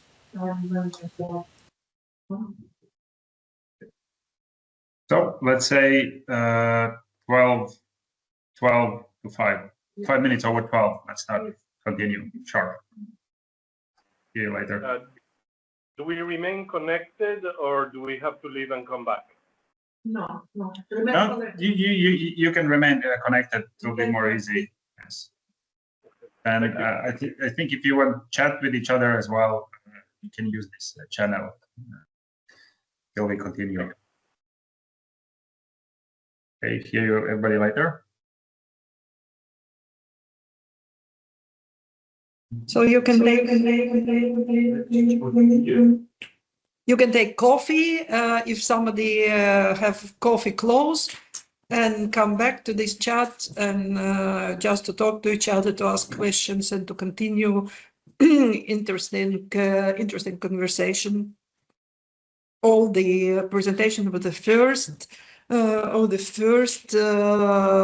session, morning session, were excellent, and we don't have so much time to ask all the questions and to continue all the conversations. Yeah. Thank you, presenters, for your involvement and contribution to the morning sessions, and we will see in 10 minutes. So welcome back, everybody. I hope you had the time to get some coffee and to be sharp on next topic. So, and now we shift our focus more to kind of a direction more tied to economic growth. And our next speaker is Evija Nagle, Deputy Executive Director of Valmiera Municipality. And she will present housing as a development driven for city Valmiera. And Valmiera positions itself as a high quality, life, low stress city. So I'm really curious to hear how this fast growing, developed driven direction goes together with this low stress environment. So Evija, I give it to you. Yeah, hello everyone. Tom. I'm sharing our presentation. Do you see it? You see it very well, yes. You see very well. Excellent.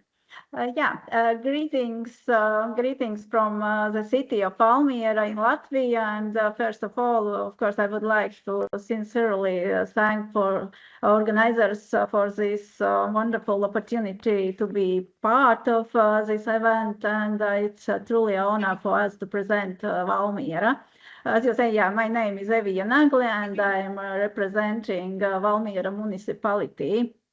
And Valmiera microcity, as we say it, and alongside so many outstanding examples and inspiring experience story, it's a very large honor to be here today and present the situation in Valmiera city. And today I will speak from the perspective of the local government, and I will share how we see our responsibility in creating the right conditions for economic activity in the city, and how it's directly connected housing development and attracting residents to our city or municipality. And in this presentation, I try to show how we are answer on those questions in practice through urban planning, housing policy, industrial development, and quality of life improvements. And from our point of view, our goal is clear.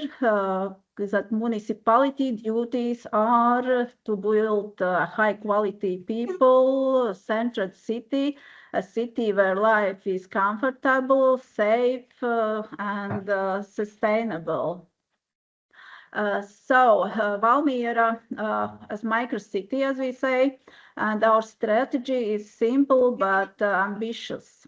We believe a microcity must balance two things: strong industry and high quality of life. Economic growth and livability are not opposites, they support each other. Valmiera is a city where industry develops and people feel at home. Our goal is that Valmiera as a city where industry thrives and people generally want to live. Here is for clarity some numbers. I should go forward, but it's stop here.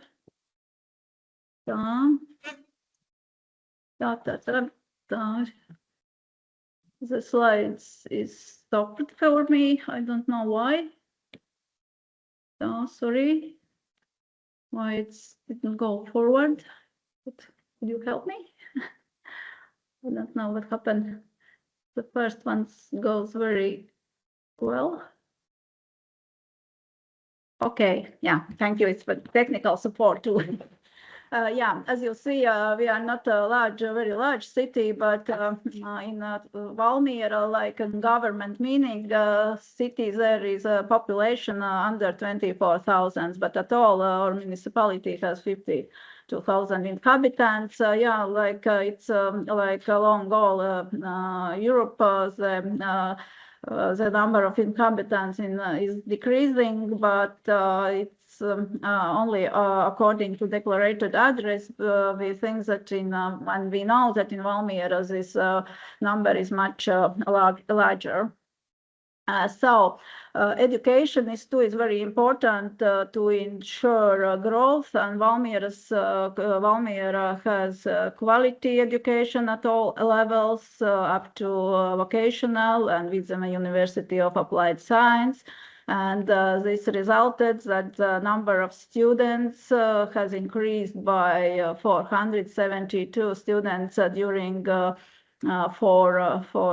years, and each student can get a well-paid job in their specialty after graduating these educational institutions, and that is a policy of Valmiera, how we attract talents and residents to our city.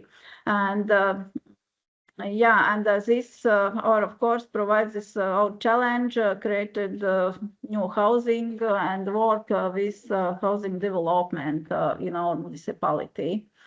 Valmiera has advantages, geographical position. Our advantage is the ability to cooperate and comfortable 1 kilometers distance from Riga, Freeport. We are now working very actively on the development of railway logistic routes, dry ports, taking into account new large-scale development projects of new industrial parks in our municipality.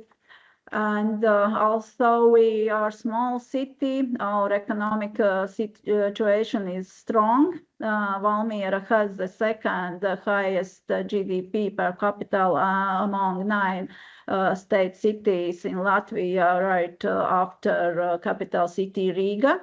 Our economic is diverse and resilient, and we are also internationally recognized for glass fiber production, which makes up 11% of our turnover.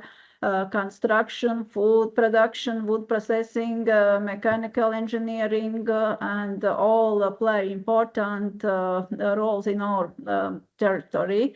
And this balanced economic structure gives us a stability. It allows us to grow industry while continuing to invest in quality of a life. And for microcity, economic strength is not optional. It is a foundation for sustainable housing development and long-term attractiveness. Valmiera is a strong industrial city, but industrial growth must go hand in hand with quality of life.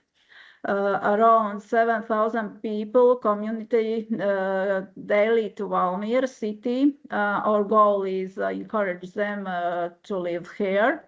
Attractive housing plus good jobs, accessible services is equal stronger workforce availability for business. Here you see one of the first one developed industrial parks, 70 hectares territory, where is the Patria factory comes in, and military metal industries. Other one, we are developing 110 hectares of territory for industrial parks, and there is a market territory for that. Here is already done 57 hectare territory for 140 new job places, and it creates a demand for a living space. So we should think about how to develop this sector too. And so we can say, and we say that Valmiera and Valmiera County is the best place to live, work, study, and relax. And it's according that independent media survey on satisfaction and quality of life in Valmiera.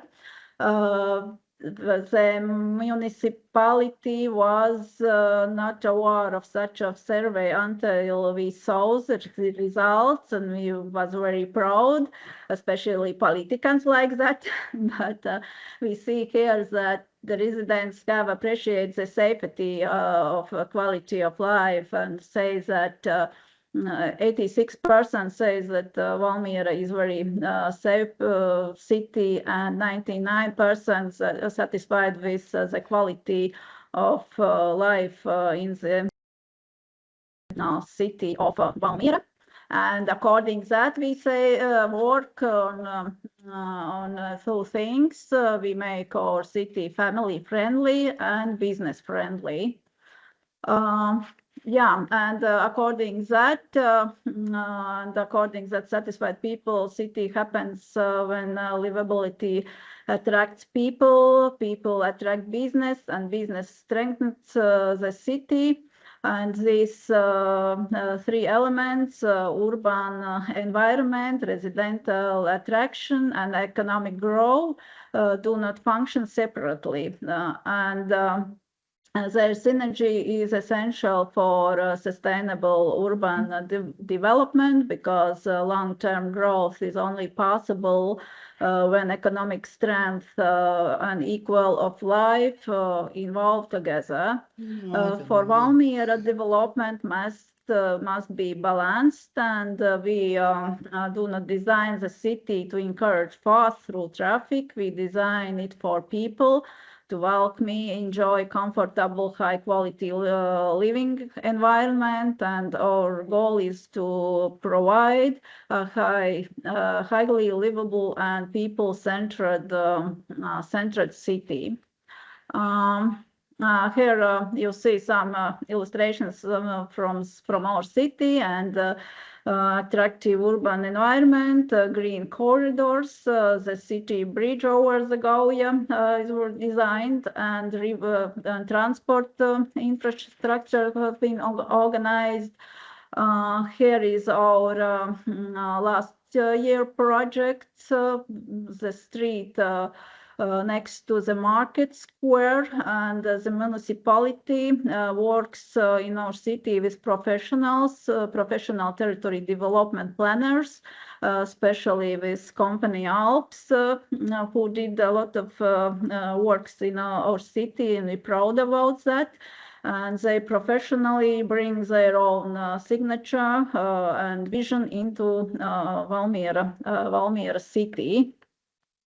About key elements of attractive microcity Valmiera, we see that we integrate residential, recreation, and industrial areas, so that economic activity and quality of life support each other.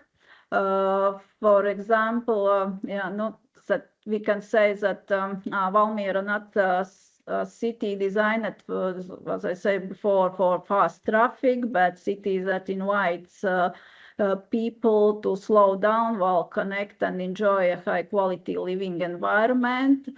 That we work for where architecture plays a very significant role, that architecture matters because good design creates a pride and identity of our city. Our urban blocks are compact and comfortable, encouraging walking and community of life. Safe micromobility and green infrastructure make the city healthier and more sustainable, and we design for all generations, because a truly livable city must work for everyone. And we are developing a 50-minute city where daily needs are within easy reach, and this slide illustrates Valmiera as true 50-minute city where essential services, workspaces, schools, healthcare, shops, parks, and sports facility are all accessible within a short walk or bike ride, creating a compact, healthy, and people-friendly urban structure here in Valmiera city. The tools for enhancing the attractiveness of the living environment and the foundations that makes integrated urban improvements possible, that high quality, affordable housing and urban villa development help maintain a compact city structure. This keeps the city center vibrant and active. Modern architecture, energy efficiency, and well-designed green public spaces improve everyday comfort and strengthen the overall urban identity. And parks, country yards, playgrounds, and shared outdoor areas create a human-centered environment that encourage people to stay and new residents to move in. We hope that to Valmiera. As a result, these improvements directly drive resident attractions, and high quality living environment increases population inflow and residential demand.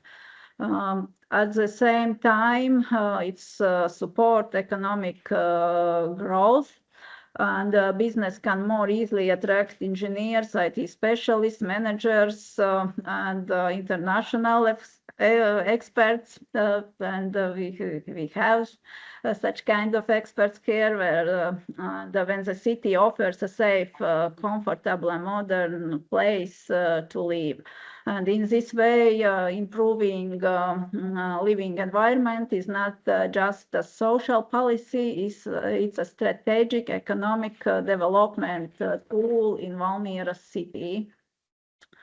As previous, we saw that Valmiera, one of the safest city. Yeah, this is other one important thing in our municipality. And yeah, inhabitants of Valmiera assessed security, and we are moving forward with such kind of projects. And in this project, Falcon of Vidzeme, we will provide a comprehensive security coverage throughout the municipality. There will be the drone system, which will be fully integrated in the existing video surveillance network of city, creating a centralized monitoring platform, combining aerial surveillance, video cameras, and sensor technologies. The system will provide real-time monitoring, analysis, and rapid responses when it will be needed. The innovative solutions is designed not only to strengthen the local security, but also wants to use for national level security monitoring in the future. Here we see how it looks like in our municipal police department, but at all 440 cameras are connected to the municipal police monitoring system. Overall, the entire system is monitored through live video feeds displayed or controls on control screens. And the separate dedicated workstations has been arranged for national security authorities to monitor violence, those situation, and via video surveillance. Of course, we elaborate some planning documents. One of them that is a thematic plan of Valmiera city for transport infrastructure development concept. And this concept is a strategic framework that shapes a safer and more sustainable and more efficient mobility system for the future.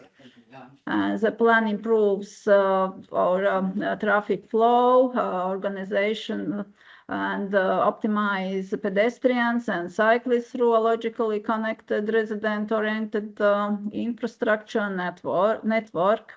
By strengthening walking and cycling routes, improving public transport accessibility, and ensuring safer streets, we create a system that is not focused on increasing car traffic, but on providing better, smarter mobility for people, enhances safety and improves everyday comfort for residents, for guests in our city.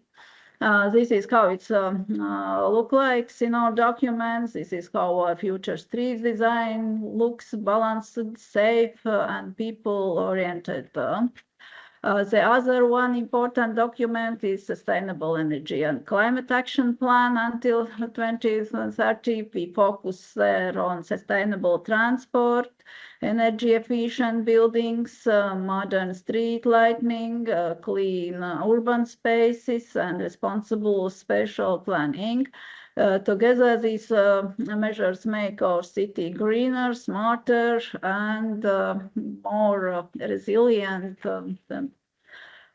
So the next one plan is Valmiera State City Green Infrastructure Development Plan. This is in process yet, but this plan as well is we hope that will guide the long-term development of our urban environment. And this plan defines the current situation and sets the clear priorities, creating an unified and connected green network, preserving biodiversity, reducing the urban heat islands effect, and strengthening climate resilience. A particularly important focus is improving and regulating the stormwater management system through green solutions such as permeable surfaces, green corridors, natural drainage areas. We aim to better manage rainwater, reduce flood risks, and protect urban infrastructure. In this way, green infrastructure is not only about parks and trees, it's a strategic tool for sustainable development, environmental protection, and improving quality of life. Evie, I'm sorry, I know you have a lot of more interesting information. I don't want you to wrap it up because we're running out of time. But I really want to see next slides that you're going to present. Yeah.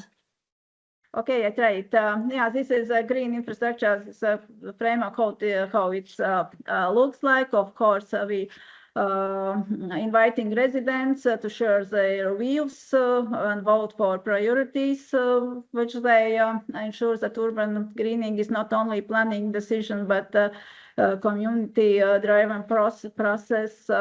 Here you can see where is for each set some rules and conditions how to develop that. About housing stock, I go back. Together in Valmiera is 235 apartment buildings in Valmiera, and 47% is fully renovated. Valmiera, this how to say, Valmieras Namsaimnieks property management company is a municipal capital company that manages and these renovation processes. Here you see that there is a good results there too. We practice urban block renewal, this approach too, and for us this is essential that the municipality actively supports those multi-apartment buildings, not only in building renovation, but also in improving the surrounding courtyards and shared spaces. And by applying the block approach, we create cohesive, attractive, and sustainable residential environments, not just renovating buildings, but fully improved urban quarters. Here is the financing. We not only asked, we also provide funding for subsidy for that. There you can see amount of those kind of subsidies. Here is a good practice. This is an example of a joint project where several multi-apartment buildings cooperate to improve their shared country yards and public outdoor spaces. Instead of acting individually, the building worked together to redesign and upgrade the common territory, creating a safer, greener, and more functional environment for all residents. This demonstrates how the block-level approach strengthens the community, cooperate, and results is for all public needs in cities. This is a local energy community where residents jointly invest in solar panels, reducing costs, increasing energy independence here. And we're proud about private sector who comes in Valmiera now and start work with this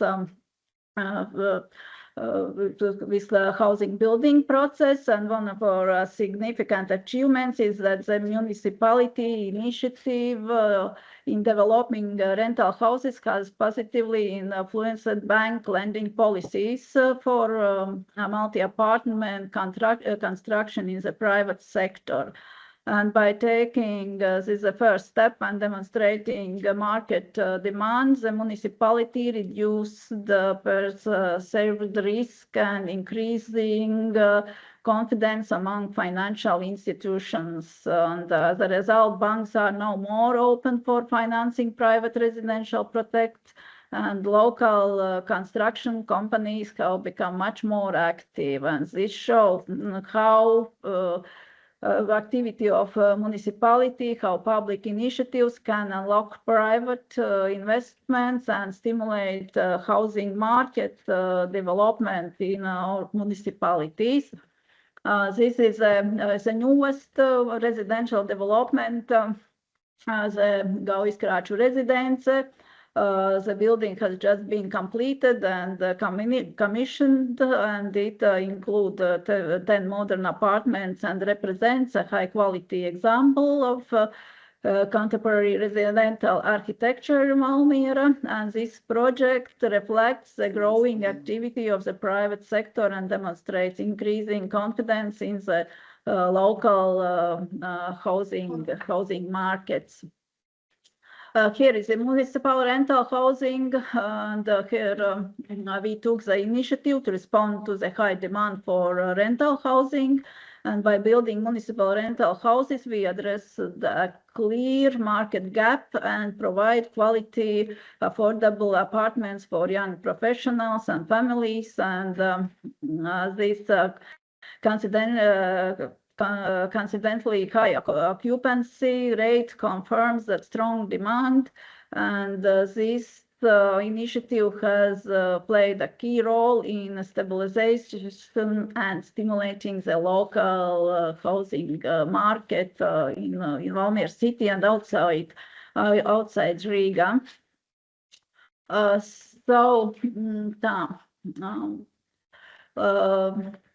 Here you see that we finished already in 2018 the first ones, and now we work for other ones, these rental houses. And yes, I think that yes, in a micro city, every decision has visible impact, and the municipality play a strong and proactive role in order to develop that. And we solve this business guy access to workforce in order that we develop these apartment houses and those that we think that Valmiera develops all in balance, in industry environment, economy and people, growth and quality of life. And our vision is clear that highly livable people-centered city, balanced, compact, and future-oriented is, but high-quality life is low-stress city. It's all about Valmiera. Thank you for attention. Here's some questions. Sorry for time. It's Evie, thank you very much. It's such an advertisement for Valmiera, and I mean, Valmiera is clearly not relaxing. I mean, building industry faster than the housing market can follow, and as I understood correctly, with 7,000 commuters, it's quite impressive what you presented. I have so many questions, but I think we have just time for one question. If anybody wants. So from audience, we have one question. Mati Steners, he's asking, so that your surveillance and safety instruments, how does it correlate with the satisfaction, these two things, from one side and the other one?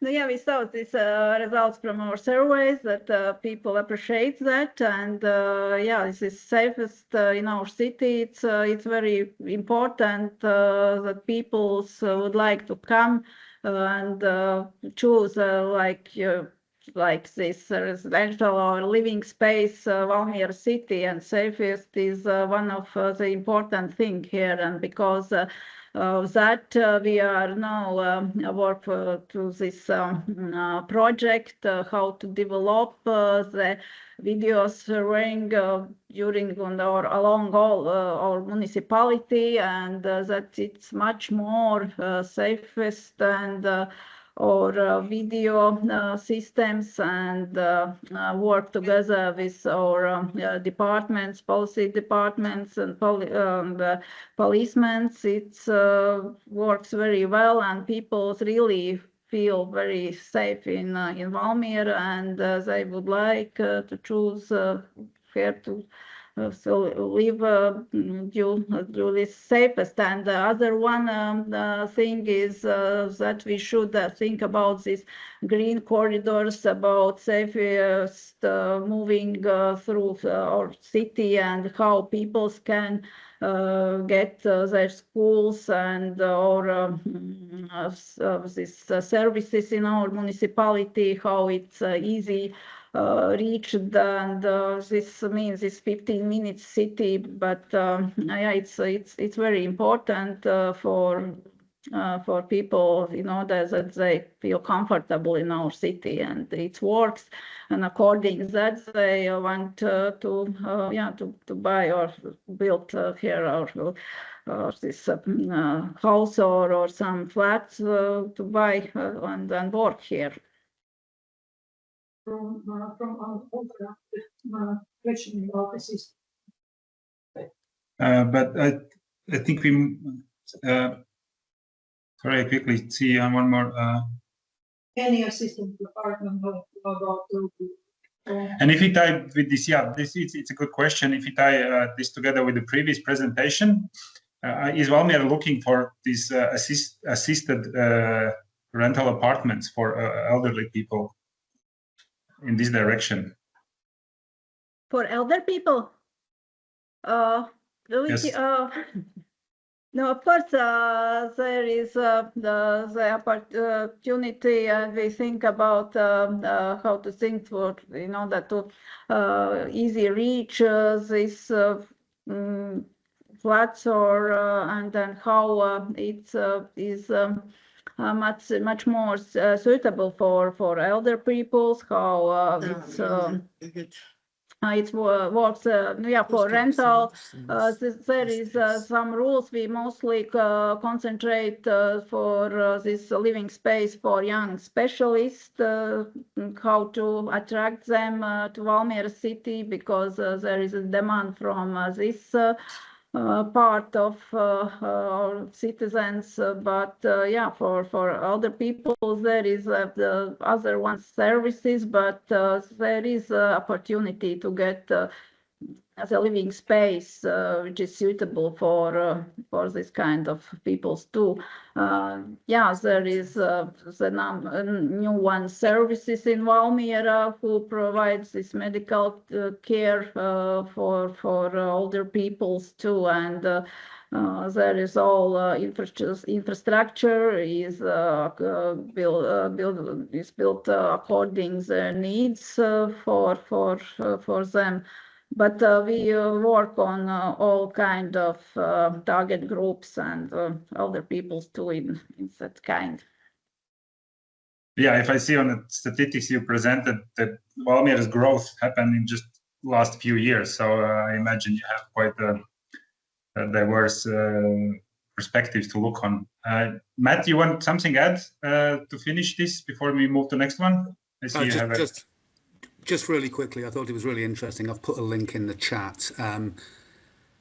The work that the stuff you were talking about earlier on around some of the manufacturing and industrial sites, and just made me think about how that would tie together with some of your placemaking objectives and economic development tying together with placemaking objectives. And here in England, in places like Sheffield, there are advanced manufacturing and innovation districts, and there's a global institute where the kind of accrual and the bringing together of like-minded manufacturing institutes or companies with academia and even with some residential creates these advanced manufacturing districts where the symbiosis between the different companies is reflected in the design of the master plans for these places, so that you have things called bumpable spaces or shared facilities where different groups can come together. In Sheffield, for example, the Advanced Manufacturing and Innovation District now was built on an old industrial site. The University of Sheffield has a big department there. McLaren cars have located there. Boeing has an institute there. And then they share research and communal spaces and even cafes where you just bump into people from a different company and start a conversation in these bumpable spaces. And it's a really interesting concept. And there's a global institute that tracks how this is happening in Bogota or Cincinnati or wherever. And I just thought it might be of interest, so I've put a link in the chat. Great, thank you, Matt. Okay, thank you, Evie. We go further as we a little bit over already. So we transition now from governance strategy to more environmental ambition embedded in design, research, and construction. So our next speaker is Tanja Sonio, environmental researcher and a design working with University of Helsinki, environmental biologist. And she will present V3 project, Vuosari, sorry for spelling, and a site developed with no compromise on ecological goals. So Elia, I ask you kindly to stop sharing so we can give the screen to Tanja. And let's go further. Thank you very much, everyone, and good afternoon from Helsinki, Finland, where we are actually getting, I think today, something like 15-20 centimeters fresh snow. So talking about plants and greenering cities, is it not maybe the thing what you would straightforward go? Thank you very much for asking me to join this seminar. I'm very, very honored and very happy to share this, my baby, this project of Greenest of the Green in Vuosari in Helsinki. like was mentioned, I have a very good experience and a mix of experiences to go with this type of project. I apply the building land for this project together with the building company from City of Helsinki, and it was based on that similar but much smaller project. I was applying land and building permission for that as well, and it was located in Jätkäsaari, quite near heart of the Helsinki, which was linked to greening of city and research. So this Vuosaari project is much bigger. It's approximately 5 times bigger, and it's much more in reaching over the boundaries in many ways, because in this project, if we can go back the previous picture, I'm able to tell more about why it's bigger. Can we go back for the first slide, please? I would like to open the project better. We have 5 different buildings, and all of those, yes, here, thank you. You can see that there are 5 different buildings, and each of the buildings has a vegetated roof, and top of the highest roof, it's linked to research directly, but actually whole building project or plot is linked to research. But each of those 5 buildings and the so-called research roofs have different theme.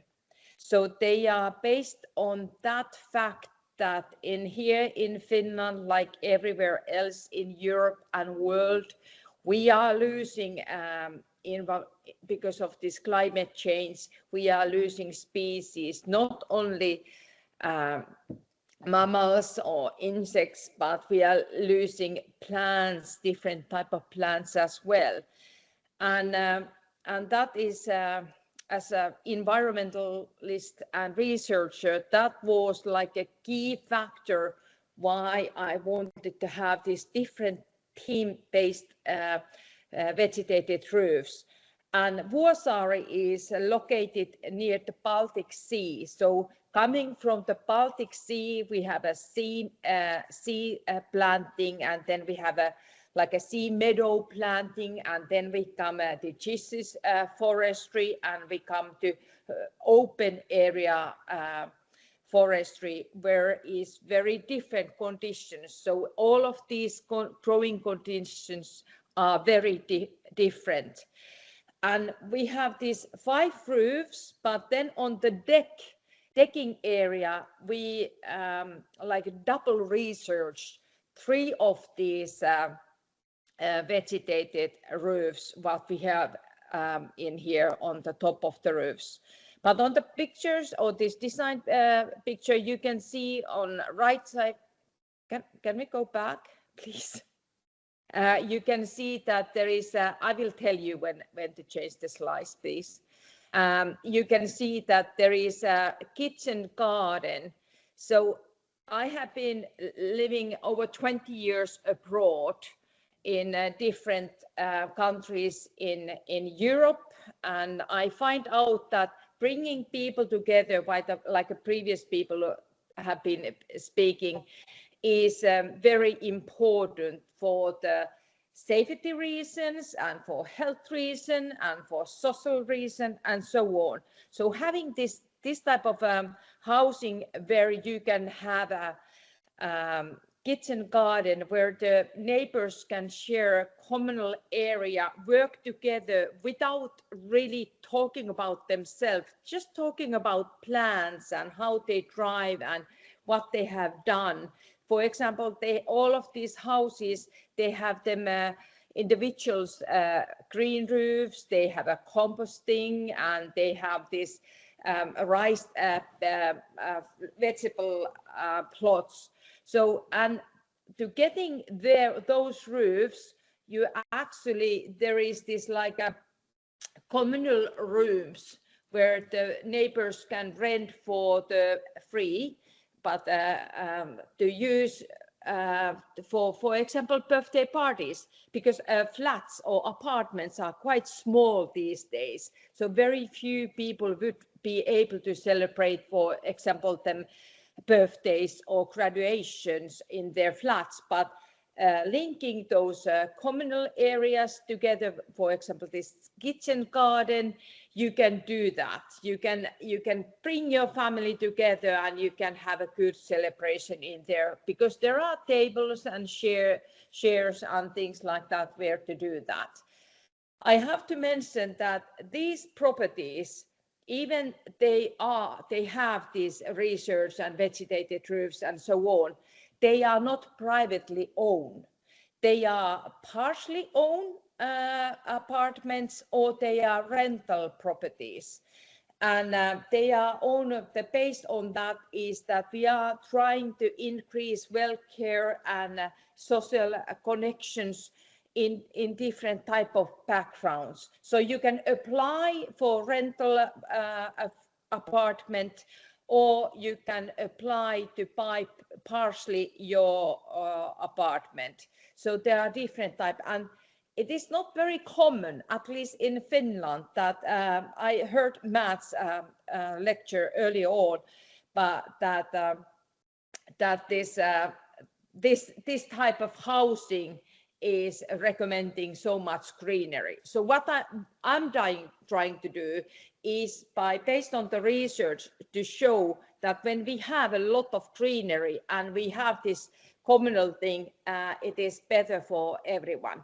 You maybe notice that the balconies on the front of or the back of the houses, actually, they are not straight lines, but they have this uneven waving on them, and that is because the balconies are greened as well, and there will be glassing behind of the balconies, which we hope that will help with the watering. So when it's raining, the rain or snowing, the snow doesn't go inside the balcony, but it will stay on those greened balcony boxes, like we call them. Next slide, please. So why this building project is so unique?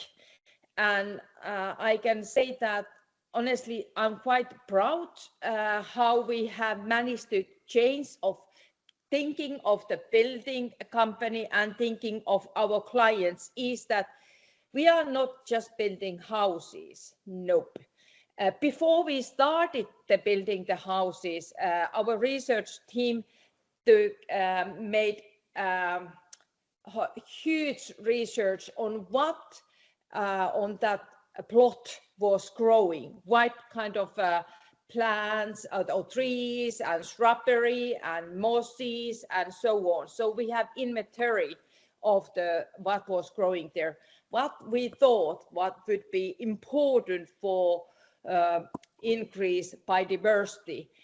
And based on that knowledge, we marked all the trees and areas. We divided the area in 3 different conditions, growing conditions, and 3 different, which is based on that we have 3 different like habitat, climate habitat and planting habitat.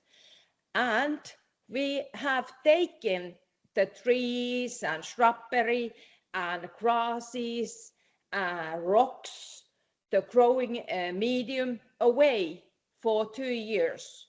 So now when the houses are built there, everything is storage away. So even the mossy rocks has been taken away.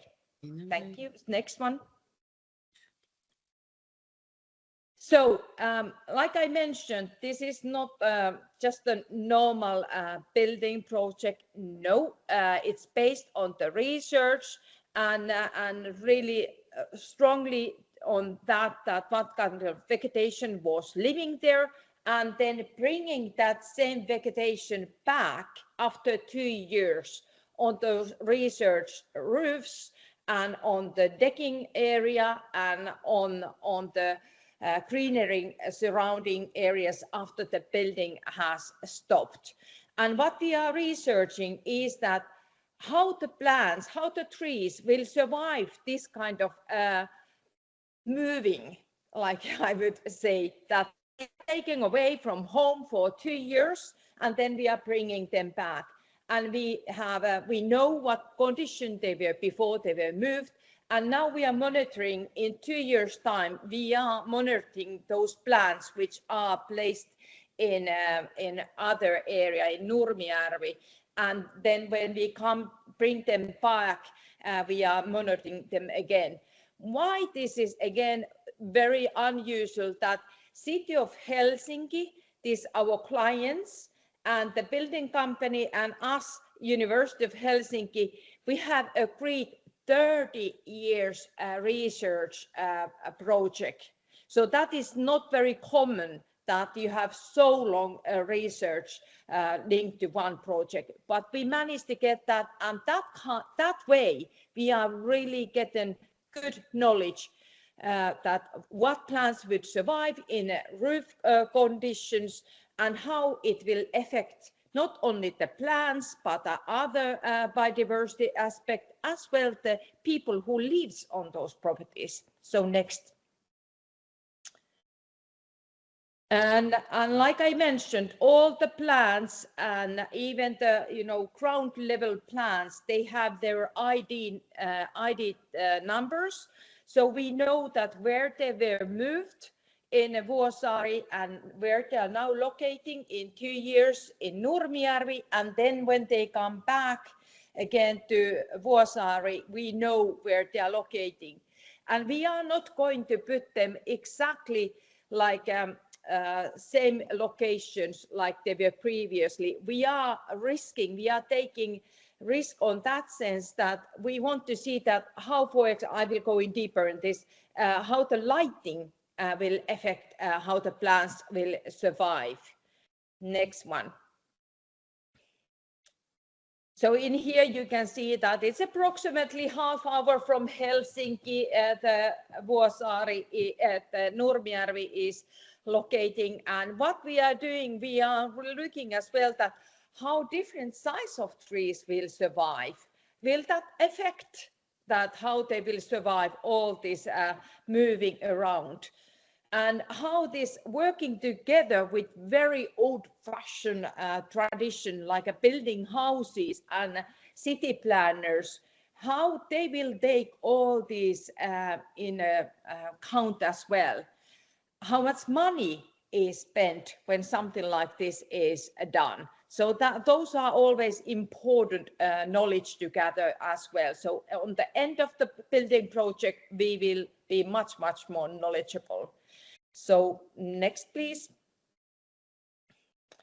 And in here you can see that I have gathered those 5 different research roof teams, and we have, like I mentioned, we have this very dry area where we would have sedums and where we would have dianthus and so on, and then we would have the very lush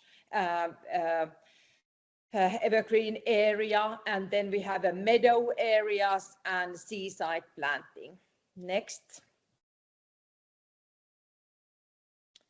And like I mentioned, we gathered the soil from this plot as well. So over 550 cubicle, and which we are going to use. And obviously we are linking that to research as well.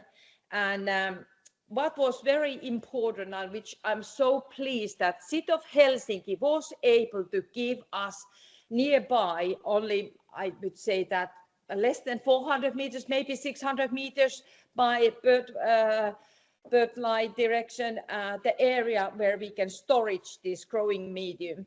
So we are dividing the growing medium in 2. So each of the research roofs and in the decking area, we would use this so-called virgin growing medium, and then we have especially made partially already the growing medium for that type of vegetation what is coming on those our research area. So we are comparing what kind of soil would be and growing media would be best for future city or plot or building project, because we know that how important and how valuable the soil is, but unfortunately that is not always the case, not always understood that the soil is something what we should really hang on and give that the value what it really deserves. Next. So you can see the plant hotels. We have 3 different type of plant hotels like we call in Nurmijärvi. One is in open for sun. It's like on the field conditions where we have moved these trees and undergrowth planting and shrubbery. One is in partial sun, which is like a maintained forest. And the third plant hotel is in the middle of the forest, so where the light conditions are different, the water conditions are different, all the wind conditions are different, and we are researching that how they will affect those trees and plants when they are in this Nurmijärvi condition to coming 2 years. And that will give us indication of how in the future projects where the plants are taken and saved for until they are replanted, what would be optimal conditions to storage different type of plants. Next. So you can see, go back please. You can see here that we were able to move trees which were over 7 meters. And in here is the pine, but very well we have been able to, which have survived, have been oak trees, which was a big positive surprise. But here you can see that how roughly we have to remove these trees because they were living in the forestry area. And obviously we didn't have opportunity to trim root systems or anything. So we were just lifting the trees and the plants with their root balls, what we were able to get. And it was done by using machinery, tree by tree or plant by plant. Next. And here you can see that what we did last summer, we have so-called field works. So when we were moving the ground planting under the trees, our top of the rockery area, we knew where they were removed, and we wanted to see that how this removing after when there have been one winter on that Nurmijärvi condition already, we wanted to see how these plants have adapted or which plants have not survived or have survived. So we have this research, international research method where we were looking the coverage of each of the plant species. So we will know that how these all conditions which I mentioned earlier on will effect. And we are actually this summer we are doing this again in all of these our plants, all of our ground plants and all of our trees. Before they will be this autumn, we are bringing the plants out, the first set of the plants back to Vuosaari. Next. And in here you can see just the species and roughly the size. They are not, we will measure them properly this summer, but so we didn't have, we didn't have a, I would say, good tool to measure all the trees. So they are approximate heights for the trees, but this gives you indication what species we have there. Next. And in here you can see that when we are transforming all this research knowledge, what we have gathered to a presentable form, what it will show, and it will show that all the different species, how they have taken this move after the first winter and the first summer.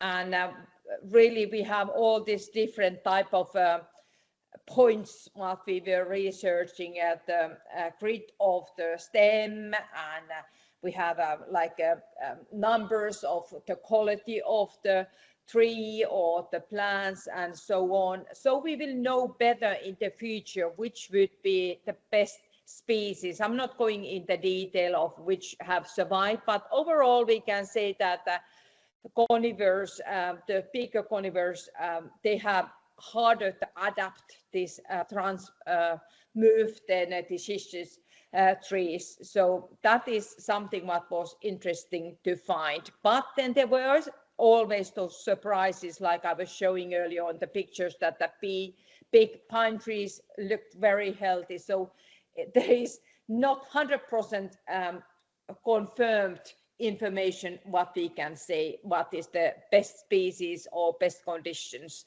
at the moment. Next. And then you can... Tanya, apologies, I will ask you slowly to wrap up as we run out of time. Yeah, but the previous speaker was late, so I'm speeding up as well. Yeah. Yes, thank you. That's taken in account. Yes. Yeah.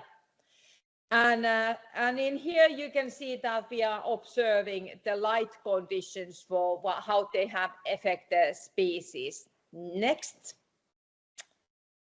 And really, could you go back, please? Because it really affects how I'm trying to.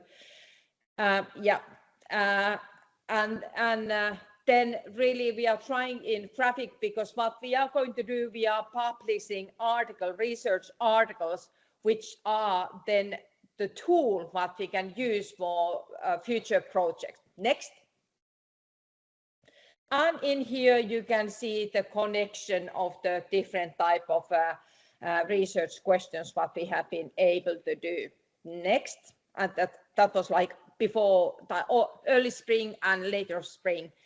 And like what I'm hearing here saying is that there is not really 100% answer what we can do and what we can say and what we can recommend, but hopefully after in coming years we would be able to recommend more what species, what size and which condition they are moved.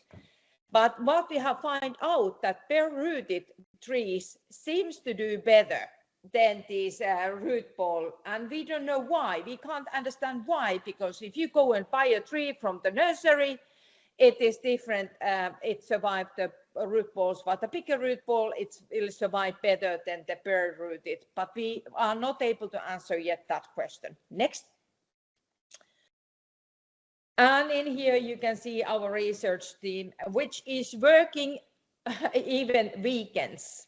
There is my professor and my fellow researchers and some students. Next. And of course, not only that we are researching the plants or growing mediums, we are researching the people who have been working in this project. So the city planners, building companies, our clients, the people who have hands-on with removing the plants, and who will be replacing the plants and recreating this. So landscape companies as well, and the people who will building the or will use these rocks and tree stumps to make, for example, children's playground equipment. Next. And obviously it's based on the research and questionnaires, and of this knowledge we are going to write a research article as well, which we can then share for the future city planners and architects and designers. Next, please. And here's some of the rough images, how it looked in last autumn, and it doesn't look green at all. But you can imagine that when we add all these height differences, which make this planning of these houses very challenging. But so I hope that in the future years, I would be able to send you the pictures where you can see how this greenery has changed this area. Next. And we are researching not only those, what I mentioned, trees and so on, but we are researching how the biosolar roofs will work in Finnish conditions. And this is the first time ever that in Finland has been accepted that we will have meadow planting on those together with biosolar roofs. So we will see which species would be the best suitable to link, and all these questions with the fire hazards and safety and all those are linked to that as well. And this is the once again other research article which are going to published. Next. And this was my last PowerPoint slide, and I would like to thank you, and it was really speed up because of limited time, but I hope you got the idea that what we are creating here and what unique opportunity I have had, and linking this to research is something what is only way to forward, so that we can argue against all of the questions of saying that it's not possible to do that kind of design. It is, but it just takes a lot of time and effort and willpower. Thank you. It's so impressive to see your ecological ambition be tested against reality. And I can imagine when you face that not everything works, no, not every species survive. It's quite a journey. I'm curious how you got such a client who was willing to follow your ambition. Yeah, that's a good question. It is based on my previous building project in Jätkäsaari, and there was a building company with whom I work and apply a plot, building plot, and it was very successful, and it got different awards, international and here in Finland as well.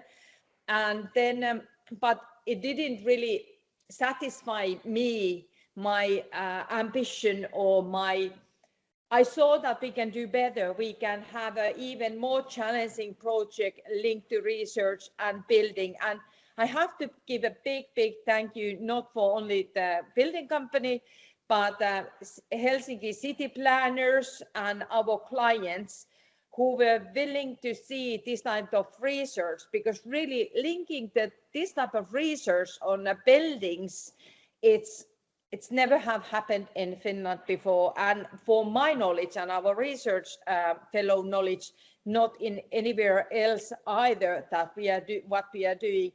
But it has been taking a lot of meetings, a lot of coffee, and a lot of research, that we are talking about facts, and we are accepting that what we are doing isn't something what is norm, but hopefully it will change of whole business world, how it's linked to building houses and designing cities as well, supporting biodiversity, supporting wellness of well-being of the people who live on those houses in the future, and just changing of how we think that how buildings can be done.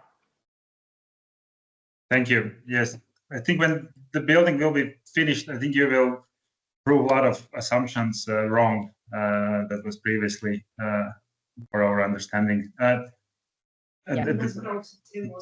Yes, the time is up. Maybe if someone really wants to have some question, now is the time, or we move forward.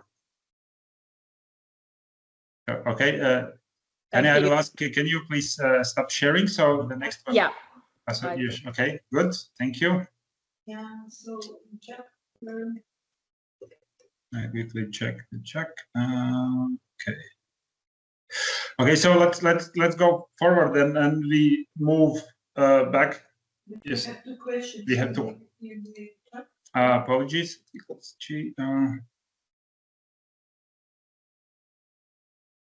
Encourage owners developers to involve research in green buildings. Just read it. So there was a question from Ivars Berzinch. Thank you. Then a very good approach to design housing development. What encourage owners, developers to involve research and to choose green way of building? Also to create and use green roofs. Is it benefit from municipality, self-owners, intelligence, or seeing value in this? Thank you for the question. I don't think that there is only one reason why they wanted to be involved. I think it was that they saw that this is something what have to be done to change the future city planning and how the housing is done. I think they wanted to be part of this type of project because they wanted to show that I don't know if this is a diplomatic way of saying, but they wanted to be like leaders in the field. They want to be linked to research as well, and they felt that even it's very challenging, but it's still possible. Obviously, we have all of these specialists on the building side to link this as well. So all the engineers and all the safety issues and how much soil we can have, that the structure of housing is okay under all of this planting. We have a big group of people, specialist people linked to this project, and even this is now my 10th year with this project. The past 2 years, the special designers have been linked to this project. So I just say that the people are very proud who are linked to this project, architects and building company and all of them, and our research team, that we are doing something different, that we have opportunity to do different. And we were granted by the government, so they are helping subsidizing this housing project as well. So I think that was the big reason. It was possible to build something like that. We didn't have money to spend regardlessly, but we have to, because there are boundaries how much money you can spend per square meter for us, but we have managed to do that. Yeah. Great. Thank you for that answer. Okay, so let's move from ecological systems back to the city, to some special capacity within historic fabric. So, and our next speaker is Herman Zonderland. He's a chief urbanist for Amsterdam Historic Center with extensive experience in government-led spatial planning and public space strategies. Herman works within one of the Europeans' most sensitive heritage contexts. And he's unlocking this new housing capacity micro-densification inside the strict heritage limits. So Herman, please. Thank you so much for the introduction.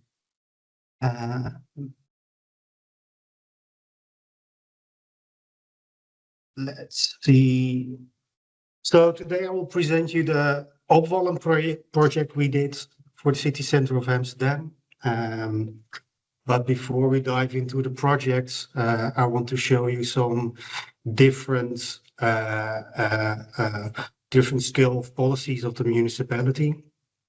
So I want to start with the comprehensive vision of Amsterdam for 2050, where we want to create a human metropolis.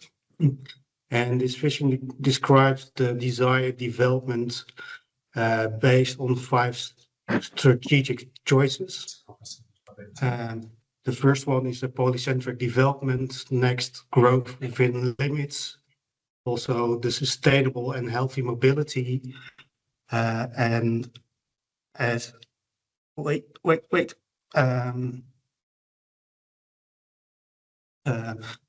reverse greening, and as last the making the city together. To have a policy with a bit closer angle, we have the Amsterdam development strategy until 2035, which is also based on the growth within the limits, where we want to achieve a complete city with vibrant neighborhoods, which is an area with an area-based approach. Which leads us to the city center approach, and this is a city borrow program for the city center, based on with a focus on 6 themes, and I think for the projects we will talk about today, the strengthening of the cultural diversity and the neighborhood identities together with promoting a wider and more diverse housing supply are the most important ones. And creating new residential spaces is not something new we're doing in the city center. One of the things we have been doing since 1985 is the Housing Above Shops project. Within the city center, we've got a lot of vacant spaces about our shopping streets, about shops in the shopping streets. And in the last 40 years, we have been able to add 1,100 homes within the city center. And as today, we're still adding about 30 to 60 houses each year. And another way to look for possibilities within the city center was the Optoppen opportunity map we've made 2 years ago together with an urban design bureau called MUST. I think Optoppen is an adapted English word within English as well. It's about topping up extra layers on existing buildings. And we've looked for potential space within the Amsterdam city center based on 5 criteria. First one was the UNESCO status of a part of the city center. Just like Riga, we have a UNESCO city center. But it was also about the building evaluation system we have in Amsterdam, which describes the level of monumentality of buildings. I will skip to it quite quickly, but to show the potential we found is like we found more roofscapes available for topping up than we would have expected in a protected city center. And this map shows the different ownership of the buildings. So we both looked at buildings owned by the municipality as of social housing corporations and buildings which are privately owned. And altogether, we found about 35 times the footprint of our Amsterdam City Hall, which could be topped up. And if you translate that into numbers, it would be like 350,000 square meters, which could equal like 4,500 homes. This sounds a lot. It is a lot. And developing within the historic city center is difficult. So if we were only able to find 10% and add 450 homes, that would be like a big achievement already. And this all leads to this project we did with the guys of Loom, which is a practice for cultural transformation. And during the Optop study we've done with MUST, they came on the line and they talked with us about like, yeah, we're living in the city center, and we are really wondered by this one-story buildings within the historic center, and mainly in the Wallengebied. This is also a link to where the name Opwallen came from. So it's a join between Optoppen and Wallen, the area within the city, the area in the city center where we're talking about. And many of those buildings have been there for quite a while in this status. So for example, here, this is for the ones who know Amsterdam a little bit, quite famous restaurants on the Zeedijk. And those buildings of one story, they have not been there like forever. So these gaps were filled once back in the days. So that gives a special thing within the city center that we have still space within our zoning plans to develop, because there was a building, there's still the development right. So within the zoning plan, new buildings can be developed within these gaps. So together with Bloom, we looked at the area, and within really the old heart of the city, we already found like 26 of those spots where a one-story building has remained.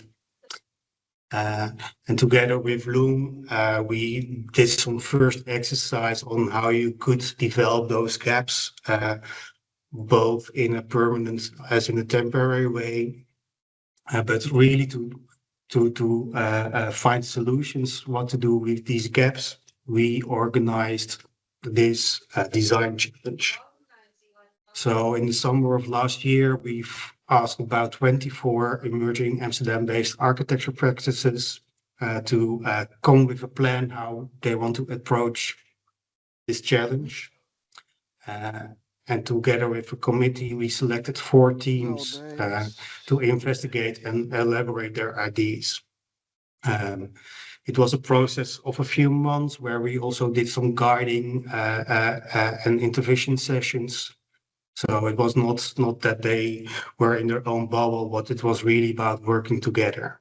And in the end, the goal was to create a starting point for property owners, residents, and other parties to how to shape the future of this neighborhood, and to give inspiration and hope that it's still possible to develop within the city center. So now I want to describe the 4 projects which were the result of this this challenge. And the first one is the Better Living puzzle of Bureau Lada.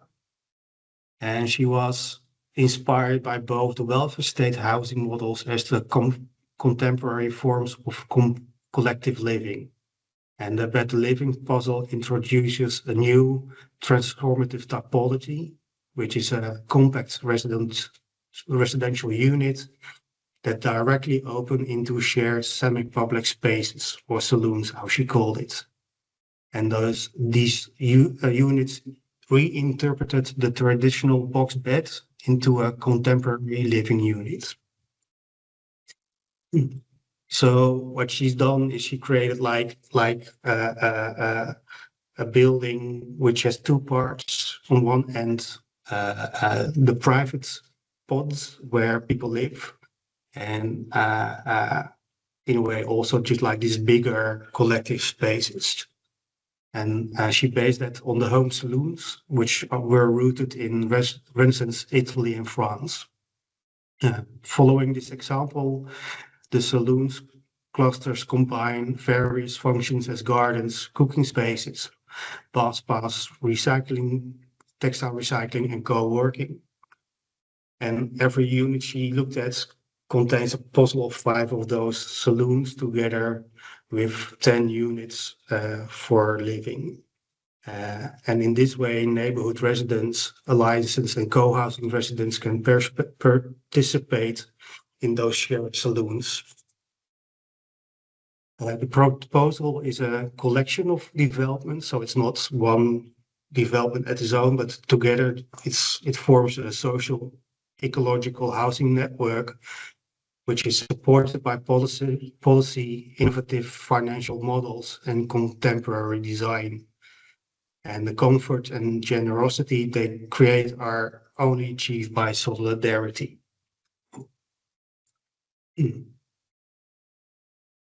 The second project is from HOH Architects, and it's called Behind Doors, Behind Windows.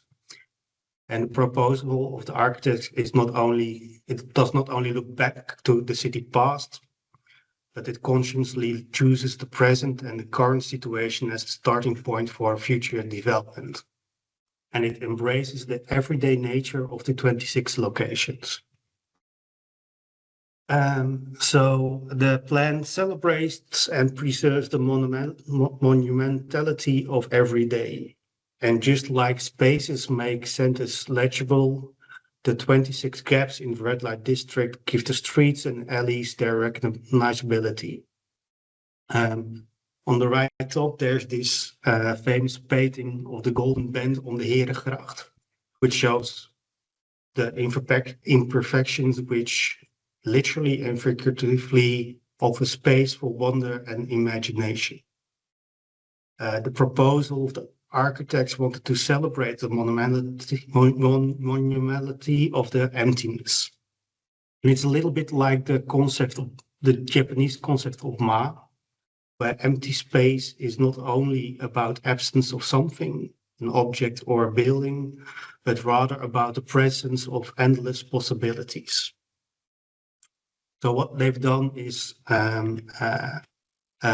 they removed the one-layer building but kept the facade and put a new building a little bit more back on the plot. So there is a courtyard created as a buffer between the street and the new building.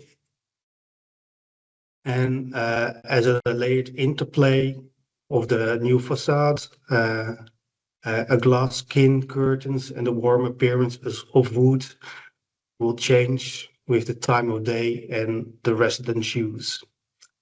On the top floor of the transparent architecture, the characteristic pointed roof forms a communal garden, which is a green oasis with views over the red light district and is a softly lit beacon in the evening when the neighborhood truly comes alive. The third project is called Work in Progress by Studio Ana Torres and Studio Ventura. And this plan is more like a temporary intervention than compared to the other ones, a permanent intervention. And the project is an ambulance system full of life, a body that moves and walks from gap to gap, and it comes where it's needed and it moves when the work has done. The model serves as a case study both in its use and its architectural shape in order to give guidance to a future permanent infill. It's a humble infill of the gap. A metal scaffolding structure offers airs and design program in the current urban fabric. The drawing illustrates the marriage between the technical language of the scaffolding and the life within its grids. The system offers a menu of possible configurations and cocoons that can facilitate programs like public bathrooms, pocket gardens, elder community spaces, and temporary daycare. It's a stack of softness and life, and work in progress reveals itself within the strength of the scaffolding structure. Kind and flowy materials are varying transparency levels added as a soft language and identify the infill. The volume responds to the details with context, and the program is an answer on the neighborhood needs. And the last project was done by Studio Art Hoxbergen and it's called Relight Districts. And where the studio doesn't see the 26 locations as a flaw, but it sees it as a city breathing space.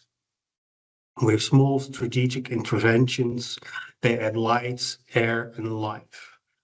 And just as monasteries once provided care and community, the new places they create once again anchors of urban care.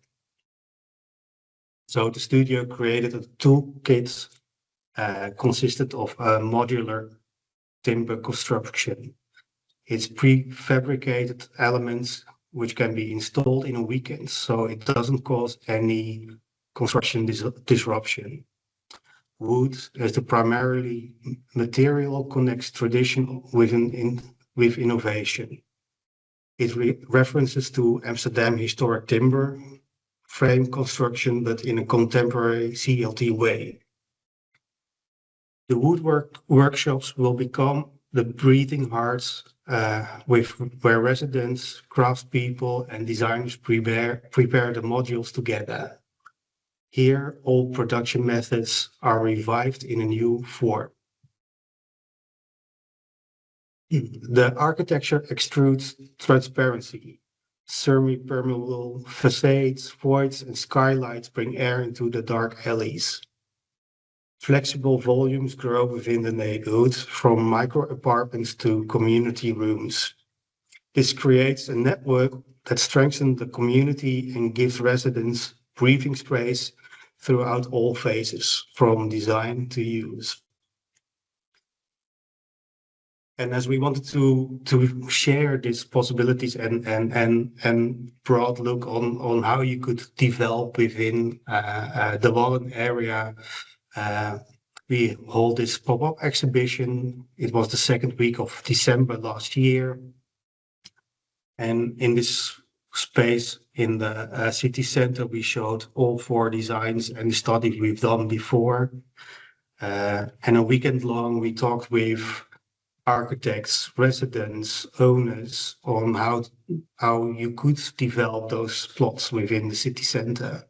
It was short, but people were enthusiastic and quite a lot of people showed up during the whole weekend. And to give legacy to the study we did, we created this booklet about the project. So if you want to learn more, I can share the link in the chat, or you can scan the QR code. It's bilingual, so it's both in Dutch and in English. So you can, so it's available for everybody. And then I think I've saved 3 minutes to get back on schedule. Erwin, that's impressive. I really appreciate that. And yeah, this really reframes the capacity of the city. This presentation, like we see, cities are not full; they're just layered of things. And I think with this project, you, as you said, you respect the emptiness. You managed to have this vision of densifying, and at the same time to do just enough to respect the silhouette of the city, or how we see it, that it actually stays quite empty. And maybe that could be the first question from my side. What do you think is kind of the most, how to say it, what would be the strategies to add capacity without damaging identity? So one would, as we see, the strategy that pushing back and being a little bit invisible. And did you encounter other strategies doing that? Oh, I'm sure. I think all of the projects show that they all have their own beauty in itself. So the project of HOH architects, where they pushed back the building a little bit to create this little courtyard in front of the building, they also said, like, if you push it a little back, you can build a little bit higher as well, because then you preserve the existing side lines and the existing sunlight on the street. I think it's all tailor fits every project you do in a historic center, and you have to be aware on how you deal with it. So these 4 studies were just like ideas to show the potential, and that the city is like a sponge which can adapt more than you would accept.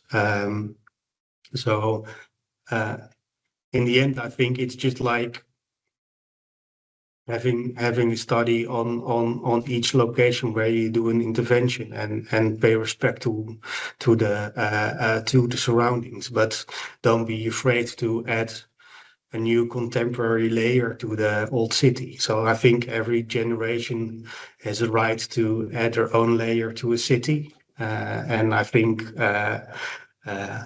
there's still space to develop in historic centers.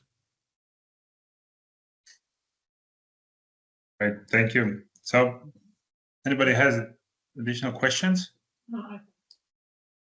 Okay. So, So Herman, thank you very much. And I just wanted to ask the practical question: how do you think this project can influence the real transformation in the old city, so in the historical city?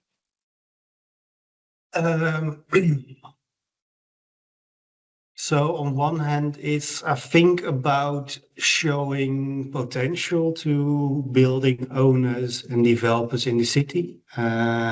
Some of those plots are just like inherited by families, and they have the space and never thought on that there is a development possible. I think many people think like the inner city of Amsterdam is locked and nothing is possible. So in one way, it's really like giving a message as a municipality, like that things are possible. On the other hand, what we see is well within the city center that if there's developments, most of the time it's based on traditional historic architecture. So this is also an invite to put modern architecture in the historic center as well.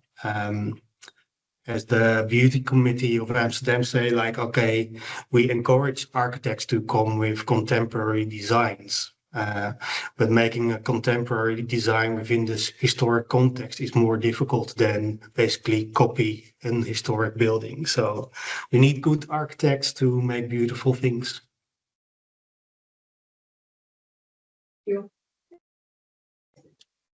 Great. Check quickly comments.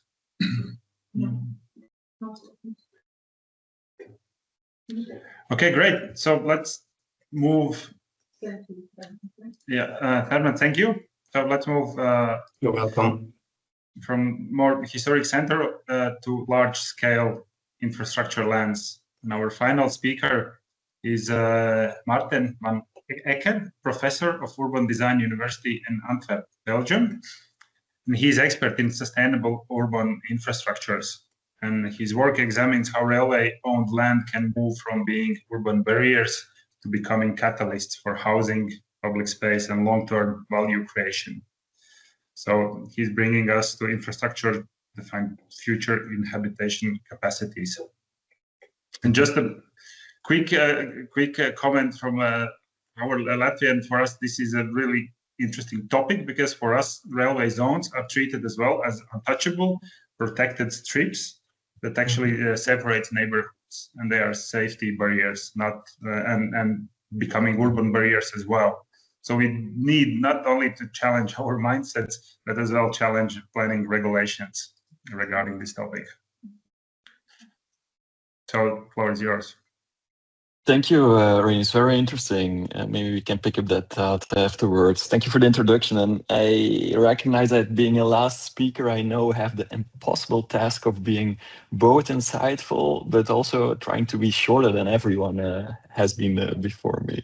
I'll do my best. In the last 15 years, I've been studying the transformation of train station areas And I'm sure most of you know these examples. A lot has been written about this transformation of those big train stations, which all brought in these star architects, especially early 2000s when Europe came with a lot of funding for the transformation of the high-speed railway network. But most of our train stations in Europe still look like this.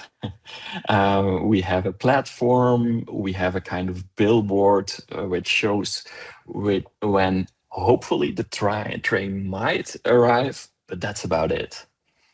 Not only in Belgium the situation is like this. This is another example from the Netherlands. I hope Herman doesn't blame me for showing this, but at least here there's some canopy to take shelter for the rain. But that's what most of our train stations in Europe still look like. I've been comparing best practices all over Europe, and what I see is that there's like 5 big challenges each of these communities, cities are struggling with, or 5 challenges, you might say, which return each time when you're designing a train station area. And I hope these 5 points can help you either as an architect designing the new master plan, or either being part of the administration, public authorities, and putting out a tender design competition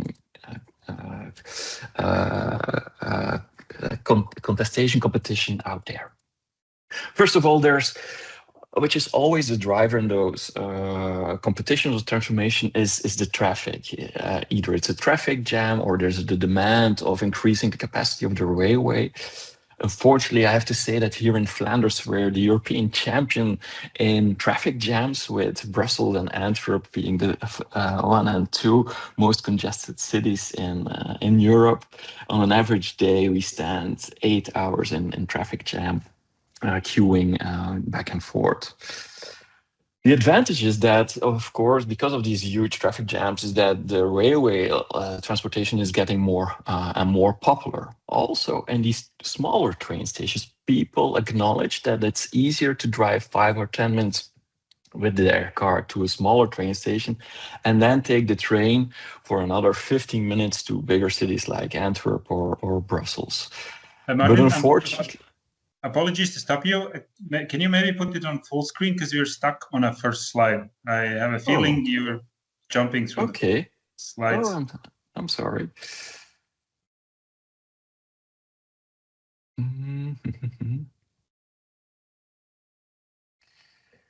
Is it now moving or not? Now we see the parking gap. Maybe we go quickly from the start. It's moving as well. Yeah. It's moving. Yeah. Oh, I'm sorry to hear that. Unfortunately, this is the way how we accommodate those cars. Very dull-like, concealed parking spaces. Dangerous to get out of the train at night. And I think we can do better. And companies have been doing like this. But these are huge, vast areas of parking lots. Here you can see a small train station of RIXARCH. In the plan, this is only the train station building, and the huge surface car parks are taking up right now.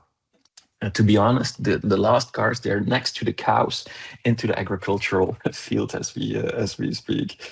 We can do better, and architects have been drawing nicer plans. This is, for example, a proposal in RIXARCH where a parking becomes also a kind of park connecting a river together with a city park, and functioning at the same time as a kind of buffer of development of a more larger industrial park. In Hasselt, the West 8 landscape designer company has been putting the car park underground, at least 2 stories. The last story is above ground, and a kind of, how should I say, the green carpet has been rolled over it. So you have a small park buffering between the hustling and bustling of everyday life in the train station and a more residential area on the other side. In Strasbourg, they moved out the buses and the parking lot, I should say, farther away from the train station and connecting the parking lot with a kind of light rail to the train station. Design is by Zaha Hadid. One of the first transformations we had here in Belgium was the Leuven train station. As you can see, the public space was occupied fully by cars, designed by the famous Manuel de Sela Morales. And nowadays we can rest and sit on the terraces, enjoy the sun and a beer instead of looking at those cars. The trick he pulled was by conducting the cars underground, keeping the parking lots underground, so all the through traffic has gone. And the parking lot is not a typical kind of gloomy type of space where you don't want to leave your car, especially not at night. No, it's a kind of double height parking lot, as you can see, even entering daylight from the side.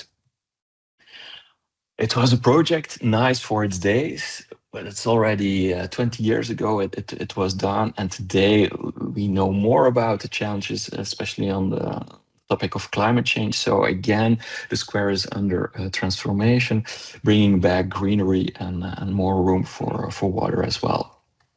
Besides cars, another challenge is how to host public transportation, the buses. It's not only a place where you can get on and off the trains, it's also to make a multimodal connection to the buses. Often the space is jammed with buses. It's often the first thing you see when you get out of the train station, or these big metal things with exhaust fumes, not a nice thing, and often also causing incidents with people running to get their bus when their train was too late to drop them off.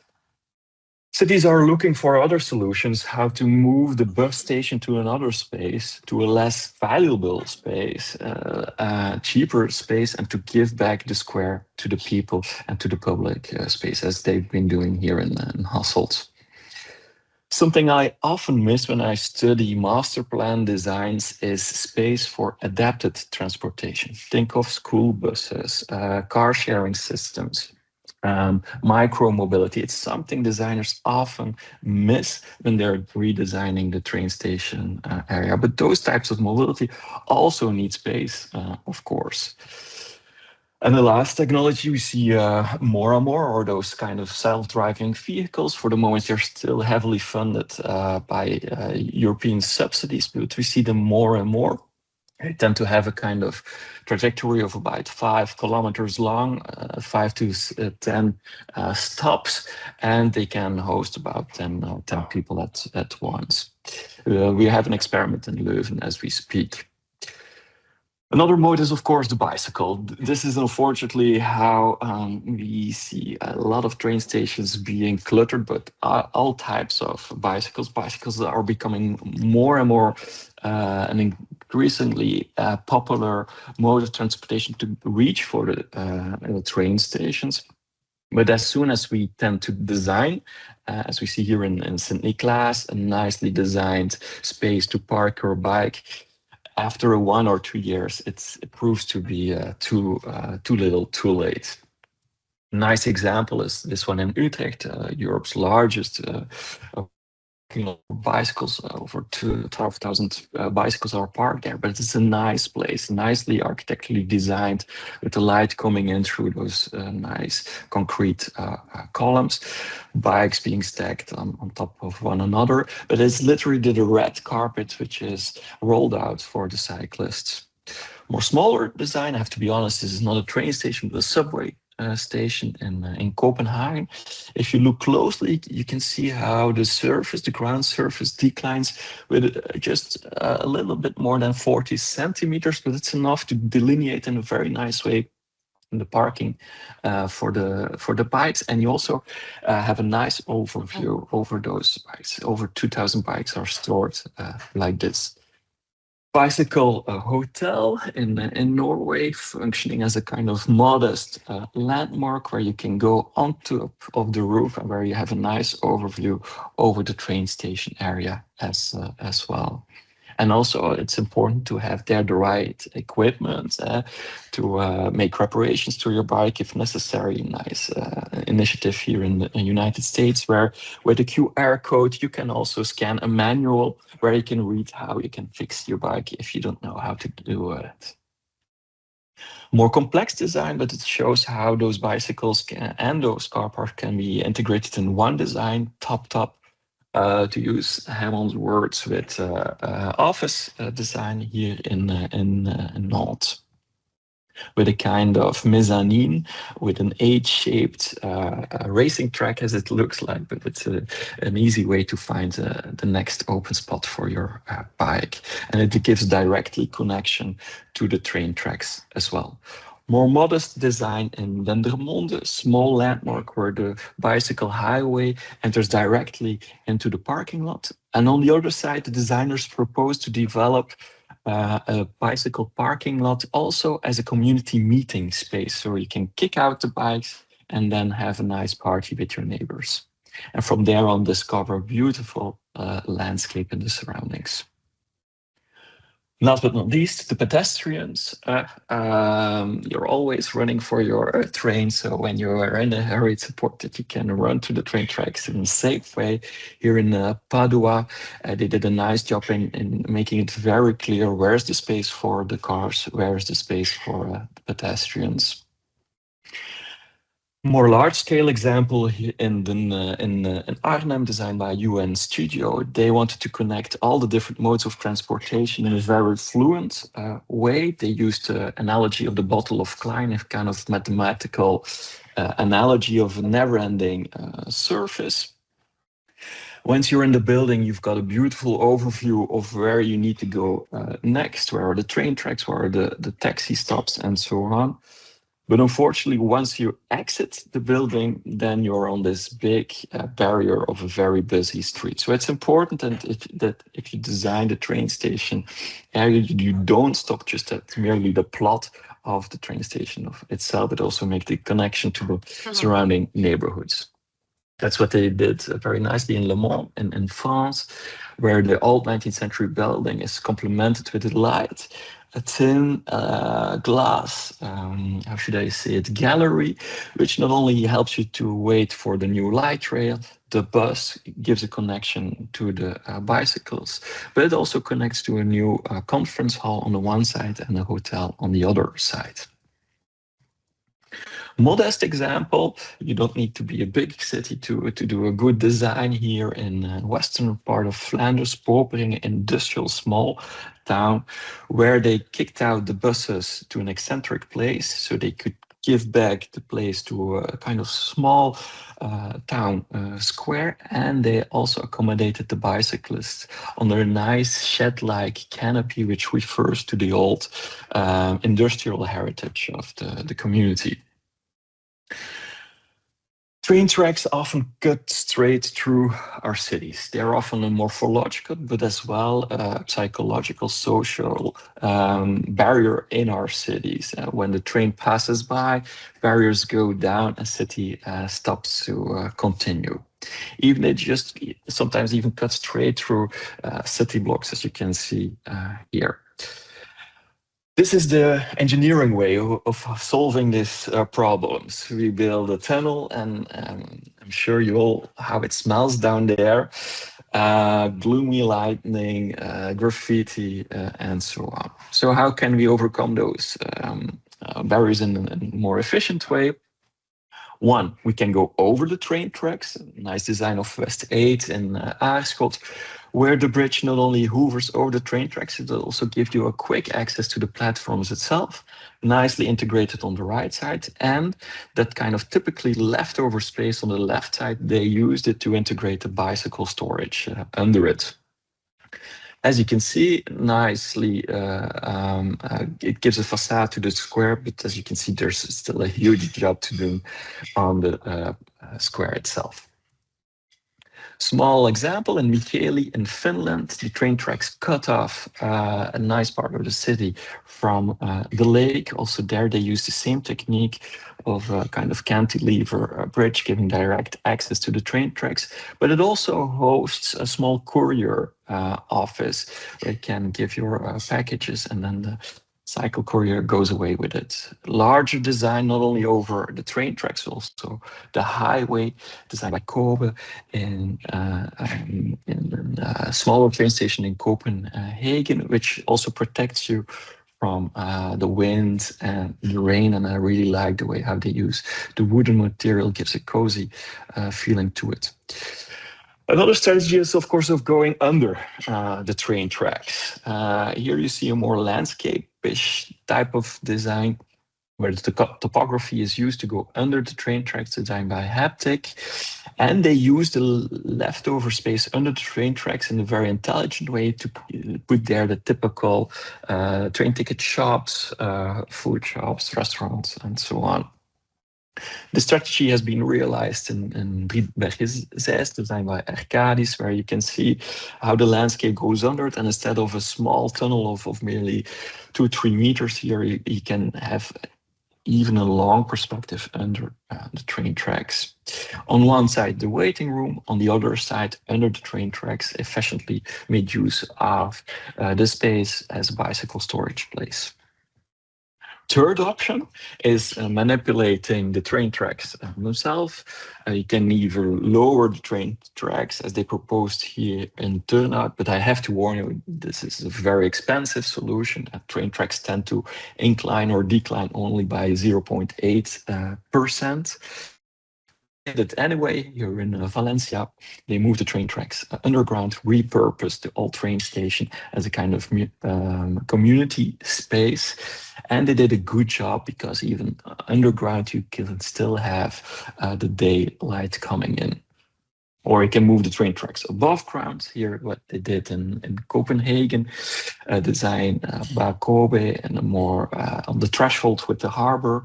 Beautiful architectural design where you still have the long perspectives over the case. Third challenge is the program. As soon as we had the train tracks in Europe, first in the United Kingdom, then on the mainland, as soon as we had a train station, economic development was pulled like a magnet towards the train station. We had the cafes, the hotels, restaurants typically clustering around the train stations, but also larger industrial developments came along. The train stations were really an economic boost for that big industrial vague in Europe. And some countries, we still have some of that first 19th century heritage around our train stations, but in most of our cities, that's been redeveloped for a long time, since the 90s especially. In Flanders, it's still the policy that we want to stimulate that kind of economic development around those nodes, around those train station stops. And we did an evaluation of the development around 20 main train stations in Flanders during the last 20 years. And you can see that a lot has been developed. Those are the black kind of strips. The dotted strips is the public space, which has been redeveloped, and the red strips are the planned developments. So still is a lot of developments are going on, as you can see. A lot of opportunities to still develop around our train stations. Here you can see the red strips in plan, where the opportunities are nowadays. And I wish I could say how much you can develop around a train station. It differs from situation to situation, but there is a strong correlation between what we call on the left side the node value of a station. It's a value which tells how well the train station is positioned within the railway network system. And on the other hand, how much can be developed on the other axis. And if we plot all those different train stations, we did see this kind of curve where most of the train stations are situated. However, we can see that some train stations still have a huge potential in developing, and some train stations might have overdeveloped. In terms of types of programs we see around the cities, we see a large variety. Some have invested more in residential, or others more in public and offices, and some more in mixed development. We try to do a kind of prognosis of the possibilities of development using this butterfly diagram. It's based on a professor from the University of Amsterdam. On the left wing, we plot the type of connections we have in train station, and on the right side, we have the development potential and the cost of living in the butterfly wing. That's nice for theory, but this is unfortunately how practice looks like. Still, if we look around a lot of train stations, we see big developments. And real estate developers, they tend to be interested, especially in the upper floors, being housing, being shiny new offices. But unfortunately, this is how the ground floor often looks like. We as urban planners, we often demand of those developers to have an active plinth, as we call it, to have some interaction, to have something going on, but often it's being built, but they still remain empty, or they have a function for 1 or 2 years, and then they go bankrupt and nothing happens again. And we end up with a kind of lifeless situation. The same situation in Sydney class, where a lot of offices flock together near to the train station, but they close at 5 or 6 o'clock in the evening, and not happening there anymore on the square, leaving a very dull and even subjectively unsafe place. Some cities try to copy their big brothers and sisters, pull the same trick, build big shiny offices and apartments there, but it's especially hard in smaller cities, smaller communities. Still, we can have some much more interesting alternatives and types of program complementing the classic offices and housing. For example, we see some more industrial opportunities close to the train tracks, a lot of noise hindrance. Those types of, for example, here these wood sheds, wood ateliers, they can help buffering also the noise hindrance. Nurseries. One of the things, if we want to make a sustainable modal shift, is to get people out of the car. And once people are in their car, for example, to drive their kid to school, they remain seated in their car, and they do also the trip to their work to their car. If we could get the people out of their car for that first trip, for example, to the nursery, well, they might tend to take the train also for the rest of the trajectory. Here, a nice example. A very small train station in close to Antwerp, hosting a nursery. More exotic example in Buenos Aires, where the former reparation sheds of the train station were used to host a small school, creative workshops, and meeting places for the residents nearby. Doctors' offices, especially our larger cities, are struggling with having enough dentists, doctors, and so on. Here, a nice example in Switzerland of a former train station hosting a doctor's office. Train stations often situated in a very central location. Commercial activities, lots of examples there of pubs, cafes, hotels, taking a good advantage of repurposing all train stations. Also, the spaces under the train tracks, we have nice examples of those in Rotterdam, Tokyo. I'm sure many of you have did a romantic walk already on top of the Viaduc des Arts in Paris, having those nice art galleries under it. Zurich, also a nice example here, close to my home, the centers in RIXARCH, where you have not only those workshops, but also a kind of community bicycle storage place. Or you can even have full-fledged markets under the train tracks, like here in Berlin, or the beautiful Chelsea market in New York. Art academies, cultural centers, music schools, perfect programs to have them in those former train station buildings. Here a nice example in Loken, done by Plus Office architects. Also, the youngster, those are often overlooked, hard to design for in urban planning, but those leftover spaces left and right of the train tracks are a perfect space to host, for example, a skate park here in Lokeren. Or why not have a wellness in a train station? This train station was demolished after a tsunami, redesigned by no one less than Shigeru Ban, where you can wait on your train and even take a bath when the delay is getting too long. Clubs, those train space under the train tracks are acoustically perfect bunkers to have the biggest noise, to have great parties like they do in Berlin and in Vienna, London, the Beer Mile, or here close to my home, the Ampere Club in Antwerp. Room to meet the community, the refurbishment of a small train station close to Brussels done by B Architecten, where a glass facade also functions as an acoustic buffer. Community space, it was a kind of leftover reparation hall of the old locomotives, which was given for a year for free to the local community in Leuven. Well, they're there already for 5 years due to the huge success and popularity of these kind of meeting places, small vegetable workshop places close to Leuven station.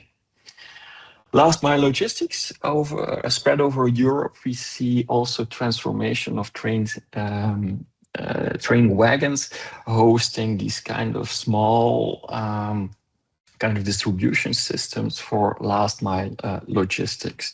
Unfortunately, here in Belgium, we don't have that system yet, but I think it opens a lot of possibilities. And last but not least, affordable housing. What if you could host people where it's a sustainable way to live close to the train tracks, so people don't need 2 cars per household anymore, which is average here in Flanders.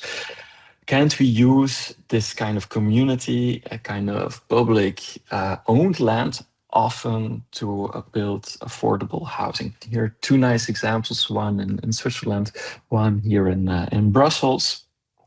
Here a combination of affordable housing and services. Besides the apartments, there's also a party room for the youngsters, underground parking lot, and a server room, and a small school as well, all combined on a brownfield next to the train station of Sint-Truiden. We did a small calculation. We looked at all the developable plots on, let's say, 10-minute walk around the train stations in the center of Flanders. We looked at all the zoning regulations. We subtracted all the floodable areas. We subtracted all the European protected nature reserves. And we discovered that 1/3 of the entire housing need of Flanders, we can host them on a 10-minute foot walk in the vicinity of our train station. So I'm sure that's not only the case in Flanders, and there's a huge potential of our train stations to consider them as a perfect spot to develop affordable housing. Public space. As soon as a train station arrived in Europe, we had a second main public space next to the Grand Place. We had the train station square in front of the train station. And often in between those 2 big public spaces, we had the station street, as we call it. Unfortunately, we often also have a backside of the train tracks. You have a good side and a bad side. A public side where the square is and a backside. More and more communities are trying also to upgrade that backside. Here, a design of Turnhout, where new elderly housing are framing a nice little square. Train station tracks are latent ecological connections because people aren't coming there. They're the perfect place to fix ecological continuities, maybe even host a regional biking track as they did here in Tiene. Often rewarded design in the Parc Bellevue in Leuven, where the residents close to the train tracks got some extra garden, and a new garden wall protects them also from the noise hindrance, and they get an extra access to a bicycle highway leading directly to the city and the rest of the region. Small landmark in Herstal, designed by multiple architects, where you can wait for the train, have a nice overview over the square and the rest of the community, nicely integrated in the topography as well. And finally, the building itself, at least, that is, if there's a building, if there's a train station building. In Europe, we tend to have 2 generations of train station buildings. The first generation, the 19th century, stations, they had a kind of grandeur. They kind of reflected the optimism, the belief that the train tracks would bring prosperity, a new future. And then we have a second generation of train stations, especially after the Second World War, from the 70s, 60s, where architecture was more focused on, how should I say it politely, and on a more functional way of hosting passengers, getting them to the tracks as soon as possible. So my question to you is, what is the third generation of train station is looking like? Especially in those small communities, we don't have the star architects, we don't have the money of them to host them. Maybe fortunate we don't have it, but there we see that the investments are much more spread over the entire area and not only invested in one single architectural totem. For example, here, small train station in a smaller city in Germany, where a canopy is full of voltaic cells, which fuels the lighting of the platforms. One of my favorites, smaller train station in Zurich, Hardenbruck, designed by EM2N. Very complex situation. You have train tracks, you have a boulevard entering the city, a bus, a platform. Not a building is being designed. No, a kind of big canopy, but there on the big screen, the logo of the train station, and that's it. People can there wait for their buses to come, and then in respect for the disabled people, working with elevators, ramps, bringing them to the right place. And it really functions as a magnet and was a big instigator for the transformation of the neighborhood as well. Last design I'd like to show you is a small train station. It's a design, it's not realized yet, the design by Effect in Vimge, a small train station in Copenhagen, where they introduced a big green connection on both sides of the train tracks. And it's not one station, no, it's the kind of circle which hovers over the train tracks, gives a connection not only to the train, but also to the buses. And the functions, the typically type of functions you expect in a train station area, they're hosted in the plinths of the 4 new buildings on each of on the side. So the typical newspaper restaurant there in a kind of mixed development on both sides of the train tracks. You can see how the functions are in the ground floor of those buildings and the big green space in between.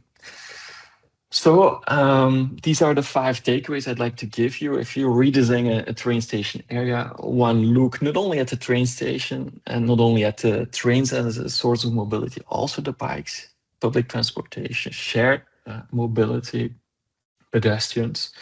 Secondly, how can you overcome the morphological barrier of the big rail infrastructure?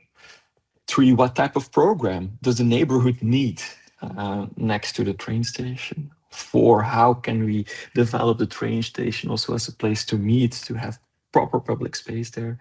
And last but not least, do we still need a train station building, or should we look at more in an integrated way and redesign the entire neighborhood instead of investing it only in one building? And I would be a bad professor if I wouldn't give you some homework or at least some literature. These are some of the articles I've published about these ideas the last years. Thank you very much for your attention.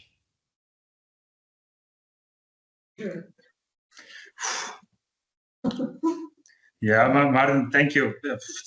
Such a well covered topic. No, so what's clear now, we see that railway land is not an empty land. Now it's controlled, governed land, and it's kind of, when we think of these railway corridors, we are not only redesigning the space, but we are redistributing as well the power who holds these lands, and that's I think that's the big challenge. Definitely, we see it, and from that I have a question which you probably didn't touch or I didn't see. Like, for example, in Switzerland, it's SBB who's the operator and who's developing all of these areas, and they can go quite extremely close to the tracks and everything. And then, in your experience, who ultimately controls transformation in these railway territories? Is it the operator, municipality, or even a capital? What's your experience with this? Exactly. Today, I only talked about the spatial aspect of train station. The process aspect, that's another lecture I'm giving. No, it doesn't get any complexer than a train station area, especially here in Belgium, in Flanders. The train station itself, it's owned by the national company. The train track is owned by another national company. The bicycle highways, they're governed by the province. The public domain next to it, it's owned by the local community. If there's a big road, that's often governed by the region of Flanders. So you have at least 4 different levels who need to talk to one another if you want to redevelop a train station area. So it's important that you have one, how should I say it, one project leader who takes the lead in the redevelopment, at least of the master plan. And in my experience, it can be hosted on different levels. It could be hosted by the provincial level or the local level. I've seen successes of the project leaders on different sites, but it's important that there's one.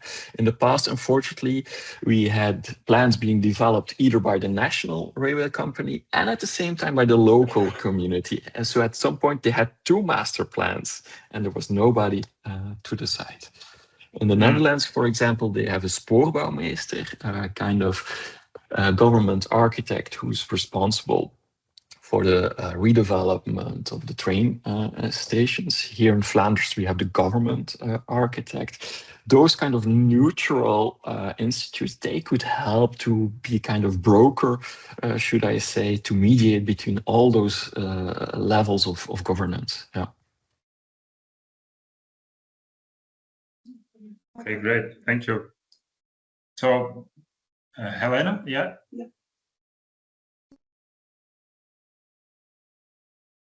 Okay. Thank you, Martin. Yeah, it was really impressive. And if we outline this story towards our situation, then we get the picture black and white. So yeah, that is very, very contrast situation.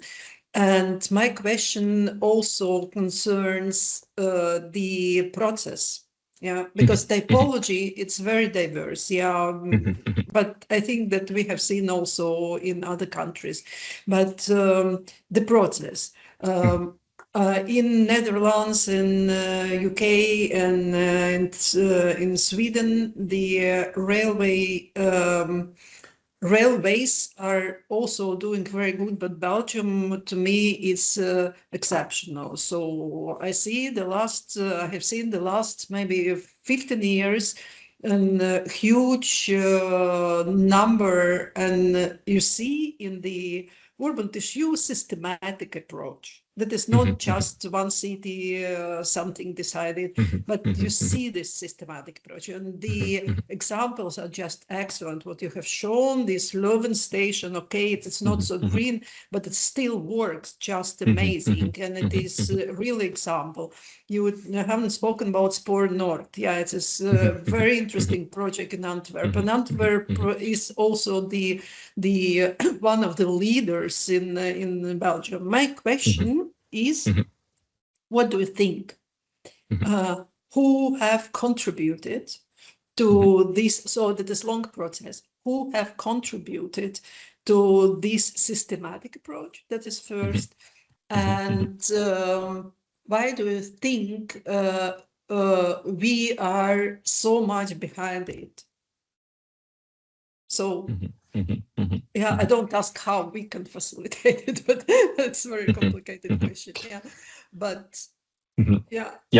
Thank you for your question. Yeah. Well, the two examples you refer to, they're a result of what we call the open oproep. If I would translate, it's the open call. It's a new instrument which was launched here in Belgium now almost 20 years ago. Some of the architects, some of the cities, they were fed up that local communities, real estate developers, they were always working with the same architects and not guaranteeing quality. So Flanders started to work with a Vlaams bouwmeester, a Flemish government architect. The first one was Bob van Reet, and he launched a new type of competition,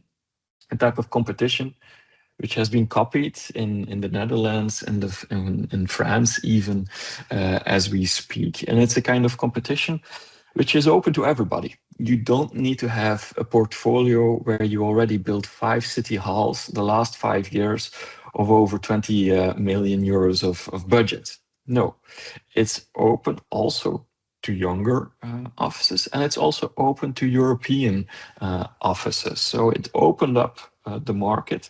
It professionalized the competition culture, and it really boosted the quality of architecture. So 2 times a year, there's that open call. Cities, communities, administrations can hand in their portfolio. Architects can apply, and then the team of the Flemish architect filters out 10 offices and then sits together with the local community to get out of their 5 teams. And those teams are being paid. And that's another thing. Unfortunately, we had a lot in Flanders. A lot of competition were organized, but they weren't paid. So now at least also smaller offices, they can participate and without going bankrupt. So that was a huge boost. Also for the train station facilities, because then you had a kind of neutral party coming in. Because before that, you had the National Railway Company, which is big, which is out there in Brussels, and often a smaller community, which doesn't have hundreds, dozens of experts, engineers working for them. So there was also a lack of capacity building. So the Institute of the Flemish Government Architect came in not only as a kind of mediator, but also brought in the expertise, because in those competitions, they also hire each time a kind of external expert. And I've served many times for the Flemish government, where I kind of support the local community in those transformation processes. So it's a matter of governance and capacity building.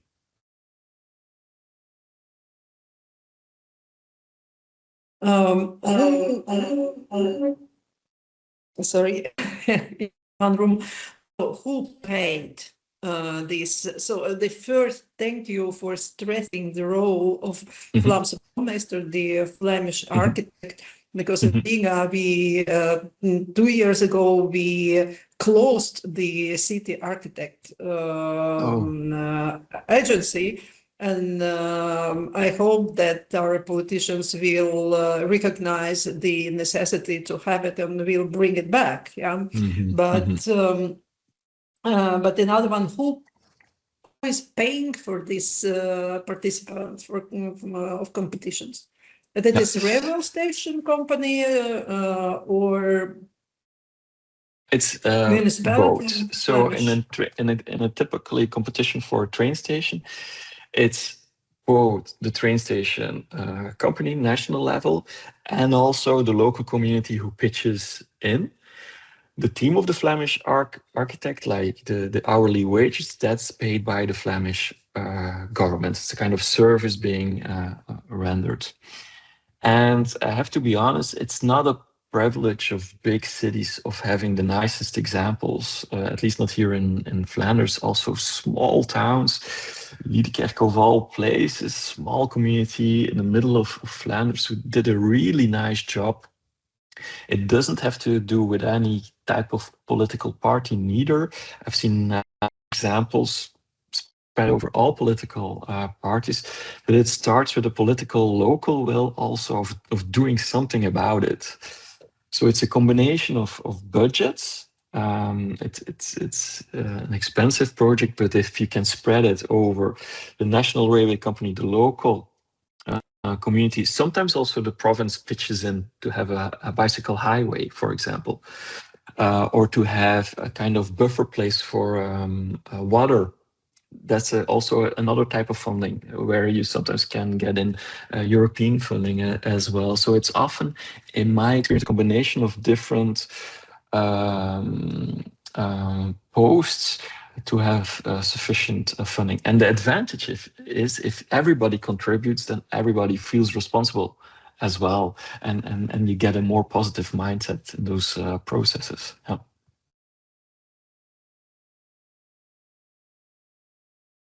Thank you very much. I think that is maybe the answer for what we need to do. But I understood that the professional community was very active in this process, initiating the professional community, the planners and architects. Right? Yes, they were. It wasn't only the Flemish architect. There was a huge will from the professional community to have that institute, and then later on to have it also on the city level. I'm sorry to hear that you lost your city architect.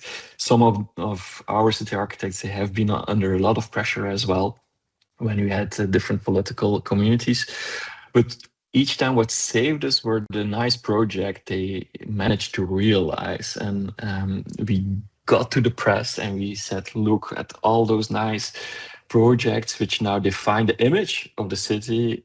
If you drop your city architect, if you drop your Flemish architect, we won't have that kind of brand, which is Belgium for the moment, being good in having a nice balance between your new architecture and heritage. You lose that image, and that saved us each time again. Yeah.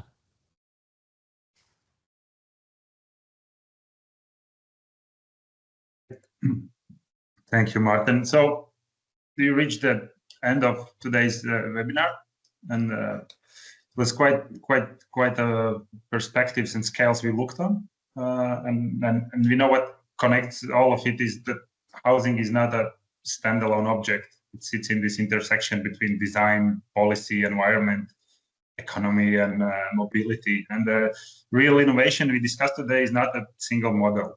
It's a coordination across all of these scales you covered today. It's kind of from building to block to city to territories, as Martin you covered. So how the big question, how do we increase the capacity while strengthen quality of life? So we try to answer it today, and we will continue trying to answer in a conference on 1st of April. So Matt wants to say something? Sorry, I didn't saw it. Yes, jump in. You're mute. I was just going to make a comment on Martin's presentation, but I might have missed my. No, now you need to do it. Well, just briefly, I thought that was really very interesting, and for me, so thank you for that. And in the UK, I was thinking around the work that we're doing here, and it doesn't often involve new railway stations or things like that, but a lot of the points that you're making are very relevant. Firstly, we are, through the government and through developing new communities to try and hit these housing numbers and densification and quality and what have you, which often do include, these might be new settlements. We're looking at new towns, which would include train stations, but where we have sort of 5,000 or 10,000 new homes, there is often there's one project we're looking at in Shropshire, for example, which has a very light rail system. And even though it's not a train station as such, a lot of the principles of the mix of uses and community facilities clustered around those transit hubs are very relevant. Or even just the idea of an enhanced bus stop or bus station and a mobility hub. So a lot of the principles would relate the same.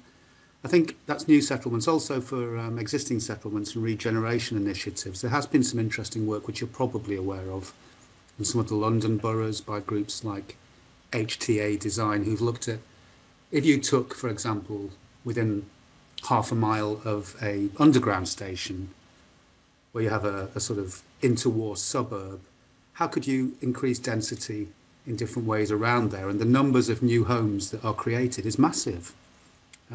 So perhaps including some of those principles and the mix of community uses and what have you, and even, you know, going back to the comments around Amsterdam and intensification in historic areas, that might relate. And interesting also, I think that government policy here now is changing so that new development around an existing train station or subway or underground station will almost get automatic planning permission, so will be fast-tracked. So you have that densification and diversification of mix of uses around not just railway stations, but also subway stations, underground stations, bus stations, and what have you. So I'm taking a lot of relevance from what you're saying. So thank you. Thank you. I did the same with your colleagues. I've invited one of your colleagues from Transport for London a couple of years ago to my university, and we're very jealous about your modal shift, 90 to 10%. I mean, we're not close there ever. Also, the way Transport for London is doing real estate development themselves, that's a very interesting model. So transit-oriented development really gets a really different meaning that way. So no, I'm looking close at your developments as well. Thank you. Good. So thank you to all speakers for their insights and generosity. Thank you for organizers and to bringing all this together. And thank you for joining us today. And I really hope to see you all on April 1st, the conference. Yes. So from our side and from the side of the speakers, I hope we thank you, Renis, for nice moderation. And thank you, Matt, for being co-moderator, actually. So, the message for the participants, so we will share the recording of this webinar and also the presentation with you, and also with all speakers. We will combine it and we'll share this with everybody. So another message for the speakers, but I will write it once more in our common chat, that you, after each conference, we are doing issuing publication, in our journal Ademars. And you are invited to submit your paper there. So we will contact you regarding these papers. FA is responsible. We are, and I hope that not only these materials, but also the articles will be in our journals, in our journal. Thank you so much. It was a great day, and we had around 100 more participants going in and out. Today is the work day, but I think it was very fruitful and very interesting day, and it will continue in the conference. Thank you. Thank you very much. Thank you. Bye-bye. Bye.